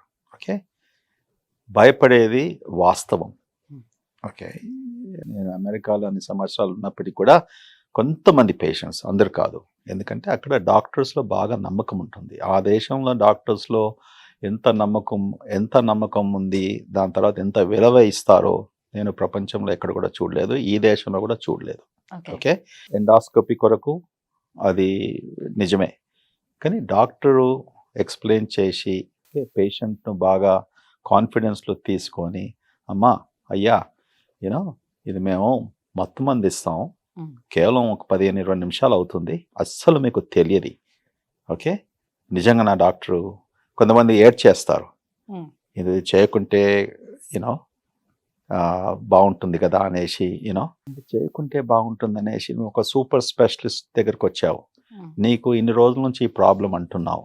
ఓకే, నాకు ఇది కనుక్కోవాలి, నీ కడుపులో అల్సర్ ఉందా, లేకుంటే బ్యాక్టీరియా ద్వారా వచ్చే వాపు ఉందా, గ్యాస్ట్రైటిస్ అనేసి, లేకుంటే క్యాన్సర్ కూడా 60 ఏళ్ళ పండి వచ్చేసి నాకు వెయిట్ తగ్గిపోతుంది, ఆకలి లేనప్పటికీ మనం స్టమక్ క్యాన్సర్ గురించి ఆలోచిస్తాం. సో ఇవన్నిటికీ మనకి ఎండాస్కోపీ కావాలి, కేవలం క్యాట్ స్కాన్ అల్ట్రాసౌండ్లో తెలుసుకోలేము లోపల ఏమవుతుందో. సో మనం కన్విన్స్ చేసే స్టైలు, ఆ పేషెంట్ ఎలా మనం ఒప్పించగలుగుతామో అది ఒక ఆర్ట్. మనం అనలేం కదా, అరే కర్లేవు నైతో నై కర్లేతో చలే జావ్. ఓకే, అటువంటి డాక్టర్స్ చాలా మంది ఉన్నారు. ఇదే కూడా వచ్చింది పిచ్చి వింతో 20 నిమిషాలు పెట్టాలి, నాకంతా అక్కడ 10 మంది పేషెంట్స్, నా డబ్బు తక్కువ అయిపోతుంది కదా. ఓకే, కర్నాయతో కర్లు నేతో చలే జావ్. ఓకే, ఇది వెరీ కామన్లీ అంటారు, కానీ మేము ఇక్కడ అట్లానము, నేను ఎప్పుడు కూడా జీవితంలో చేయలేదు. నా success rate of convincing patients, అసలు కన్విన్స్ కూడా చేసేది అక్కడ 99%. ఒకసారి అంటే డాక్టర్లో కూడా వాళ్ళకు ట్రస్ట్ ఉండాలి, కానీ మనం సింపుల్ 1 minute 2 minutes అవుతుంది. ఇది మేము మత్తు మంది చేస్తాం, మళ్ళీ 20 నిమిషాల్లో మీరు బయటకు వచ్చిన తర్వాత మత్తు మందు కంప్లీట్లీ వెళ్ళిపోతుంది. అంటే ముందు ఇచ్చే మత్తు మందు ఎండాస్కోపీ కొరకు 70s 80s 90s 2000లో అప్పుడు మేము ఇచ్చేది వాల్యము, వర్సెడు, ఇవి కొద్దిగా లాంగ్ స్టాండింగ్ అవుతాయి. అంటే ప్రొసీజర్ అయిపోయిన తర్వాత కూడా మేల్క కొద్దిగా లేట్గా రావడము, తర్వాత మెడికేషన్ సిస్టంలో ఉంటుంది. సో దినమంతా కూడా టైర్డ్ కావడము, కొంతమందికి వామిటింగ్ సెన్సేషను. ఇప్పుడు ఇచ్చే మొత్తం అనెస్థెటిక్స్ షార్ట్ యాక్టింగ్ అంటాం, అంటే కేవలం 15-20 minutes వరకే ఉంటుంది, ఇమీడియట్లీ వాష్అవుట్ అయిపోతుంది. సో ఎందుకొరకు దాని సైడ్ ఎఫెక్ట్స్ ఉంటాయి, చాలా సులభం. ప్రాపర్గా అడ్వైస్ చేసినప్పటికీ ఇప్పుడు కోలన్ క్యాన్సర్ స్క్రీనింగ్ అనేసి 45 సంవత్సరాలు వచ్చినప్పటికీ చేసుకోవాలనేసి మొత్తం ప్రపంచం అంతా కూడా రికమెండేషన్. అది నేను ఇండియాలో కూడా ఇప్పుడు చేస్తున్నారు. నేను హైదరాబాద్లో మొదటిసారిగా చాలా సిస్టమేటిక్గా మా హాస్పిటల్లో కాంటినెంటల్స్లో అది మేము ఎస్టాబ్లిష్ చేసాం. దాంతో 3500 పేషెంట్స్కి స్టడీ చేసి కూడా ఇప్పుడు పబ్లిష్ చేస్తున్నాం. ఓకే, ఎంతమందికి ఈ వయసులో అంటే క్యాన్సర్ కంటే ముందు గడ్డలు పుడతాయి పెద్ద పేగులో. ఓకే, 45 సంవత్సరాలు కట్ ఆఫ్ ఎందుకు తీసుకున్నాము, ఈ వయసు నుంచి ఇవి గడ్డలు పుట్టి 10-15 సంవత్సరాల్లో క్యాన్సర్లో మారుతుంది. అందుకొరకే స్క్రీనింగ్ కొలనాస్కోపీని చేసుకుంటే నీకు ముందు కోలన్ క్యాన్సరు, రెక్టల్ క్యాన్సర్ వచ్చే అవకాశం బాగా తగ్గిపోతుంది. Okay, situation. సో ఇవి ప్రివెంటివ్ టెస్ట్. కానీ గడ్డలు కూడా చిన్న చిన్నవి వచ్చేటప్పుడు బినైన్ కణితుడు, సో మీరు కొలనోస్కోపీ చేసేటప్పుడే దాన్ని తీసేస్తారు కదా, ఇలా వచ్చిన వాళ్ళకి కూడా ఫర్దర్ గా వాళ్ళకి క్యాన్సర్ వచ్చే ఛాన్స్ ఉంటుందా? సో అది మంచి ప్రశ్న అడిగారు. ఇప్పుడు ఇటువంటి ఈ గడ్డలు వచ్చినప్పటికీ ఏం చేస్తామంటే అవి తీసిన తర్వాత బయాప్సీ చూసుకుంటాం. అవి ప్రీ క్యాన్సరస్ గడ్డలను వస్తాయి సుమారుగా 90% పేషెంట్స్. వచ్చినప్పటికీ నంబర్ ఆఫ్ గడ్డలు పట్టేసి సైజుని పట్టి మళ్ళీ నేను నెక్స్ట్ ఎగ్జామ్ 3 సంవత్సరాలు 5 సంవత్సరాలు 7 సంవత్సరాలు అని చెప్తాం. ఏమి లేకున్న వారికి మళ్ళీ నెక్స్ట్ ఎగ్జామ్ 10 ఏళ్ళకు 10 years తర్వాత, యూజువలీ అప్ టు ఏజ్ 75. ఇది గైడ్ లైన్స్ ప్రకారం. సో వచ్చినప్పటికీ మళ్ళీ వచ్చే అవకాశం ఉన్నది కనుక ఇది కదా ఒక ఆల్గోరిథం. నెక్స్ట్ రికమెండేషన్ ఇప్పుడు బ్రెస్ట్ మ్యామోగ్రామ్స్ ఆడవాళ్ళకి చెప్తాం కదా, ఎవ్రీ ఇయర్ 1 to 2 years చేసుకోమని. ఎందుకు చెప్తాము, ఈ సంవత్సరం లేకపోయినప్పటికీ కూడా మళ్ళీ నెక్స్ట్ వచ్చే ఇయర్ 2 అవకాశం years లో వచ్చే అవకాశం ఉంటుంది. ఇటువంటిది అందుకొరకే రెగ్యులర్గా మీరు స్క్రీనింగ్ టెస్ట్ ప్రివెన్షన్ కొరకు చేసుకుంటే ముందుకు మీకు అసలు ఈ క్యాన్సర్ రాదు. ఓకే, ఏమో లక్షలలో యాక్సిడెంట్గా లేకుంటే ఏదైనా మిస్ అయిందో డయాగ్నోసిస్గా అప్పుడు వస్తుందేమో, కానీ ప్రాపర్ ప్రివెన్షన్ స్టెప్స్ తీసుకున్న వారికి you know you won't have this problem. కొంతమంది అనుకుంటారు ఇప్పుడు నా ప్రాబ్లం ఏంది, అమెరికా నుంచి దేశానికి వచ్చేసి కాంటినెంటల్ హాస్పిటల్ పెట్టి ఇవన్నీ ఎస్టాబ్లిష్ చేసి ఒక ప్రాపర్ గైడ్ లైన్స్ చేసినప్పటికీ కొందరు పేషెంట్స్ అనుకుంటారు ఓ ఇది డబ్బుల కొరకు రికమెండ్ చేస్తున్నారు అనేసి. నాకు ఆ బాధ కూడా ఉంటుంది. ఓకే, సో దాని కొరకు అందుకక్క నేనేం చెప్తాను పేషెంట్స్ కు, ఇది నేను డాక్యుమెంట్ చేస్తున్నాను మీకు చెప్పినాను అనేసి, తర్వాత మీ ఇష్టం, నేను ఎప్పుడు ఫోర్స్ చేయను. ఓకే, చేసినప్పటికీ చాలా మంది అర్థం చేసుకుంటారు, అది కరెక్ట్. అది ఇప్పుడు నా రెస్పాన్సిబిలిటీ యాజ్ ఎ డాక్టర్ చెప్పడం, ఒక అడ్వైస్ ఇవ్వడం, ఫాలో చేసుకోం వాళ్ళు చెప్పిన పేషెంట్స్ యూనో వాళ్ళ డిరెక్షన్ ప్రకారం వాళ్ళు చూసుకోవాలి. కానీ చాలా మంది ఫాలో చేసుకుంటారు, చేసుకోకుంటే రేపటి దినం 10 ఏళ్ళ తర్వాత 5 ఏళ్ళ తర్వాత వచ్చేసి నేను డాక్టర్ రెడ్డి దగ్గర పోయాను ఎందుకు చెప్పలేదు ఆయన, అప్పుడు చేసినట్టు ఇప్పుడు క్యాన్సర్ రాకపోతుండే కదా. కరెక్ట్. ఇప్పుడు అమెరికా దేశంలో భయం ఉంటుంది, వాళ్ళు డాక్టర్స్ అంతా డాక్యుమెంట్ చేస్తారు యూనో, లేకుంటే లా సూట్స్ అవుతుంది. మన దేశంలో యూనో డాక్యుమెంటేషన్ చాలా తక్కువ. Of course continental is different, మా దగ్గర అంతా ఎలక్ట్రానిక్ మెడికల్ రికార్డ్స్ ద్వారా డాక్యుమెంట్ చేస్తాం. అందుకొరకు క్లియర్గా నేను రాస్తాను. వాడు 10 ఏళ్ళు కానీ 30 ఏళ్ళు కానీ 40 ఏళ్ళు కానీ వచ్చినప్పుడు నా రికార్డ్ ఉంటుంది, మేము అప్పుడు రికమెండేషన్ చేశాము. So it's a good thing to do. ఎప్పుడు కూడా పేషెంట్ ఫోర్స్ చేయకూడదు, వాళ్ళకు కొద్దిగా సమయం ఇవ్వాలి. యూ షుడ్ గివ్ దెమ్ కొద్దిగా స్పేస్ ఇవ్వాలి, అర్థం చేసుకోవాలి. భయం అనేది నార్మల్ ఎమోషన్. ఓకే, డాక్టర్లో నీకు టైం ఉండి ఆ పేషెంట్ను భయం తొలగొడటానికి నీకు కన్విన్స్ చేయడానికి నీకు టైం ఉంటే nothing like that. Okay, otherwise give some space. ఇప్పుడు మీరు అన్నట్టుగా ఇప్పుడు ఈ క్యాన్సర్స్ ఇలాంటివి వచ్చేటప్పుడు పెద్ద పెద్ద ఇష్యూస్ వచ్చేటప్పుడే సో వాళ్ళు ఆ టైంలో అనుకుంటారు ఇది బాగా ఖర్చుతో కూడుకున్నటువంటి ట్రీట్మెంట్స్ కాబట్టి ఆ టైంలోనే ఇన్సూరెన్స్ లాంటివి ఉంటే బాగుండేమో, లైఫ్ సేవ్ అవుతుంది కదా, ఆ టైంలో ఆలోచిస్తూ ఉంటారు.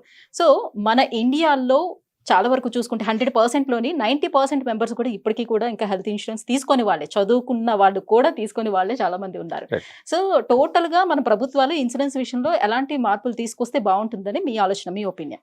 నేను ఈ దేశానికి వచ్చినప్పటి నుంచి, అంటే తిరిగి వచ్చినప్పటికి కూడా వచ్చినప్పటి నుంచి ప్రతి ఇంటర్వ్యూలో పేపర్లో ఎన్నోసార్లు ఎక్కడ కూడా నాకు అవకాశం దొరికినప్పుడు మాట్లాడడానికి ఈ మాత్రం చెప్తూ ఉంటాను, please take health insurance. Okay, ఎందుకంటే మన దేశంలో ఇంత చీప్ ప్రీమియంతో హెల్త్ ఇన్సూరెన్స్ ఎంత ఈజీగా దొరుకుతుందో ఎక్కడ కూడా లేదు. 2 లక్షలు 3 లక్షలు 4 లక్షలు ఇన్సూరెన్స్ వరకు 10,000 20,000 ఏదో కడతాం మనం, కానీ ఎంత ప్రొటెక్షన్గా ఉంటుంది. అసలు నీ కొరకని కాదు, నీ ఫ్యామిలీ మెంబర్స్కు. మనకు రేపు ఏం వస్తుందో మనకేం తెలియదు. ఓకే, అకస్మాత్తుగా రోడ్ యాక్సిడెంటే కావచ్చు, స్ట్రోకే కావచ్చు, యూనో, అండ్ అంత డబ్బు అంత ఇట్ మే నాట్ బి. చాలామందికి యూనో సంవత్సరానికి 6 లక్షలు 10 లక్షలు 12 లక్షలు సంపాదించినప్పటికీ యూనో అది కామన్ దిస్ థింగ్. ఇవాళ రేపు it is not a big deal to earn 4-5 lakhs, you know 20,000-30,000 40,000 rupees a month. You know it's ఆర్గనైజేషన్లో పనిచేసినప్పటికీ చాలా మటుకు ఇప్పుడు మేము మా ఎంప్లాయీస్కు హెల్త్ ఇన్సూరెన్స్ ప్రొవైడ్ చేస్తాం. ఇప్పుడు మా ఇంట్లో పనిచేసే వారికి కూడా నేను 5 ఏళ్ల క్రితం అందరికి కూడా హెల్త్ ఇన్సూరెన్స్ హాస్పిటల్ ఉన్నప్పటికి కూడా నేను చేశాను. ఎందుకని, లిసన్, హాస్పిటల్ ఉంది కరెక్టే, కానీ హెల్త్ ఇన్సూరెన్స్ నేను ఇంత కడుతున్నాను కేవలం నీ ఒక్కరికొరకు కాదు కదా, మీ పిల్లలు ఉన్నారు, వీళ్ళందరూ ఉన్నారు, రేపు ఏమైనా అయినప్పటికీ నేను మీకు ప్రొటెక్షన్ ఉంటుంది. అది ఎంత ఖర్చు నాకు, it's not a big deal. So మీ పాడ్కాస్ట్ ద్వారా మరి ఒకసారి అందరితో ప్రజలకు చెప్పే విషయం ఏంటంటే హెల్త్ ఇన్సూరెన్స్ తీసుకోండి. ఓకే, ఇది ఎప్పుడు మీకు అక్కరపడుతుందో తెలియదు, ఎవరి మీద డిపెండ్ అయ్యే ఇన్సూరెన్స్ ఇస్ మస్ట్ అని గవర్నమెంట్ ఏమైనా ఒక ఇది తీసుకొస్తే బాగుంటుంది అని. రైట్, ఇప్పుడు అంటే మన దగ్గర ఏ ప్రాబ్లం ఉందంటే, ప్రాబ్లం అని కాదు, ఇప్పుడు గవర్నమెంట్ ఇన్సూరెన్స్ ఉంది. ఓకే, ఇప్పుడు మన దగ్గర ఆరోగ్యశ్రీ ఉంది. సెంట్రల్ గవర్నమెంట్ ఇన్సూరెన్స్ ఉంది, మనం దగ్గర తెలంగాణ స్టేట్లో అది మనం తీసుకోలేదు. ఓకే, అండ్ ఉన్నప్పటికీ గవర్నమెంట్ ఏమంటుంది, ఇప్పుడు నీ కేటగిరీ నీ ఈ పే స్కేల్లో ఉన్నప్పటికీ మేము ఉన్నాం కదా, మీకు ఇస్తాం. కానీ ప్రజల ప్రాబ్లం ఏంది, నేను పబ్లిక్ హాస్పిటల్స్కి పోతే నన్ను ఎవరు పట్టించుకోరు, ఎవరు చూస్తారు, మేము ప్రైవేట్ హాస్పిటల్కి రావాలి. ఇక్కడికి వచ్చినప్పటికీ ఏం చేస్తారు, వచ్చిన రోజుల నుంచే మాకు డిస్కౌంట్, లేకుంటే కొంతమంది ప్రెషర్స్, లేకుంటే ఎమ్మెల్యేతోనో మినిస్టర్తోనో ఎస్పీతోనో ఈ ఫోన్లు చేయడము, ఇదంతా కూడా మాకు కూడా this is not a free enterprise.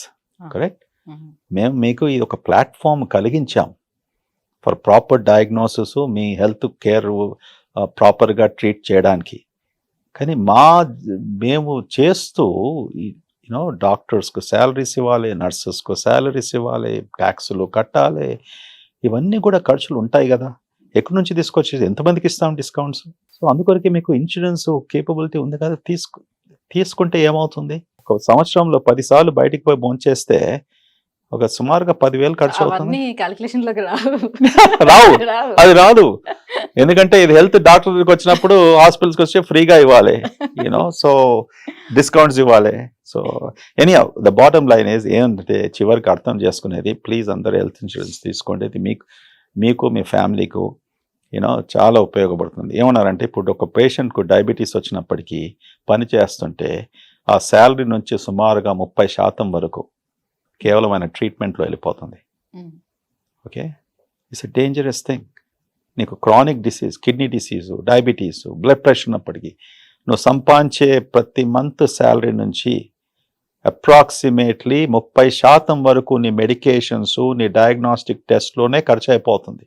అంటే ఇప్పుడు మీరు యూఎస్ నుంచి వచ్చారు కాబట్టి మీకు ఐడియా ఉంది కదా, సో అక్కడ సంపాదించిన దాంట్లోనే ఒక 50% ట్యాక్స్ రూపంలో తీసుకుంటారు. సో దానికి వైద్యానికి కానివ్వండి, చదువుకు కానివ్వండి అన్ని ఫ్రీ ఇస్తారు. మనకి ఇక్కడ ట్యాక్స్ పోతుంది, ఎక్స్ట్రాగా ఇవి కూడా తీసుకోవాల్సి వస్తుంది కదా. సో ఇలాంటి వాటిల్లో కూడా మార్పులు వస్తే బాగుంటుందేమో అని ఆలోచిస్తున్నారు అందరూ. అక్కడ ఫ్రీగా ఎవరు ఇస్తున్నారమ్మా? సో మెడికల్ ఫ్రీ ఉంటుంది అండ్ ఎడ్యుకేషన్ ఫ్రీ ఉంటుంది పిల్లలకి అని చెప్పి అంటుంటారు. No free. మెడికేర్ 65 సంవత్సరం తర్వాత మెడికేర్ ఫెడరల్ గవర్నమెంట్ ఇన్సూరెన్స్ ఉంటుంది. ఓకే, ఆఫ్టర్ 65 తర్వాత. ఓకే, దానికంటే ముందు ఏదైనా మేజర్ డిసెబిలిటీ వస్తే, అంటే నీ రోడ్ ట్రాఫిక్ యాక్సిడెంట్లో, లేకుంటే నువ్వు పని చేసేటప్పుడు ఫ్యాక్టరీలో నీకేమన్నా పర్మనెంట్ ఇంజరీ అట్లా డిసెబిలిటీ వచ్చినప్పటికీ అప్పుడు federal government Medicare insurance before 65 కూడా ఎలిజిబిలిటీ ఉంటుంది. ఓకే, అదర్వైజ్ మెడికేడ్ అనేసి ఒక స్టేట్ ఇన్సూరెన్స్ ఉంది, ఆరోగ్యశ్రీ లాగా. ఓకే, కానీ అది లోవర్ సోషల్ ఎకనామిక్ పీపుల్, దానికి కూడా లిమిటేషన్ ఆఫ్ శాలరీ అదంతా ఉంటుంది. ప్రెసిడెంట్ ఒబామా వచ్చినప్పటికీ అమెరికాలో 30-40 సంవత్సరాల నుంచి ఆఫ్టర్ సెకండ్ వరల్డ్ వార్ అప్పుడు ఇన్సూరెన్స్ ఇంట్రొడ్యూస్ చేశారు. After second world war private insurance has come to America. Corporations, organisations ఎంప్లాయీస్కు ఇన్సూరెన్స్ ప్రొవైడ్ చేయాలనేసి అది కూడా మ్యాండేట్ చేయలేదు, ప్రొవైడ్ చేస్తే బాగుంటుంది అనేసి. ఓకే, సో చాలా మటుకు ఒక చోట పనిచేసినప్పటికీ నీకు ఇన్సూరెన్స్ రావచ్చు సబ్సిడీతోనే, లేకుంటే సెల్ఫ్ ఇన్సూరెన్స్ తీసుకోవాల్సి వస్తుంది. All business people, small businesses, medium size business వాళ్ళందరూ పర్సనల్ ఇన్సూరెన్స్ తీసుకుంటారు. There is no governmental help there. Okay, ఇక్కడనే ఇంత పెద్ద పెద్ద పబ్లిక్ హాస్పిటల్స్ ఉన్నాయి, ఏమైనా అవుతే నువ్వు పోవచ్చు. లేదా ఫ్రీ అనేది లేదు, free is based upon your age and for certain things and what not. ట్యాక్సులు కరెక్టే, tax you have to pay. ఇంత పెద్ద దేశంలో ఓన్లీ 3% 4% ట్యాక్సులు పే చేస్తుందంటే నాకు ఆశ్చర్యం అవుతుంది. So if everybody pays the taxes properly, okay, ఆ part of the money goes to health care. ఇప్పుడు అమెరికాలో కూడా అంత డబ్బు ఎక్కడికి ఖర్చు పెడుతున్నారు, 20% is they are spending on health care. అంటే ట్యాక్సెస్ పే చేస్తేనే కదా, ఇక్కడ కూడా అందరు ట్యాక్సులు పే చేస్తే we can spend on health care, make it free మీరు అన్నట్టు. Okay, alright. Thank you sir, thank you so much. చాలా టైంని స్పెండ్ చేశారు మా కోసం, thank you so much. So podcast చేస్తున్నంతసేపు కూడా నేను చాలా ఎంజాయ్ చేశాను. ఇప్పుడు నేను ఇంటికి వెళ్ళి చూడాలి, అవన్లో ఉందా ఫుడ్, ఫ్రిడ్జ్లో ఉందా, లేకుంటే కొత్తగా చేసుకుంటాను.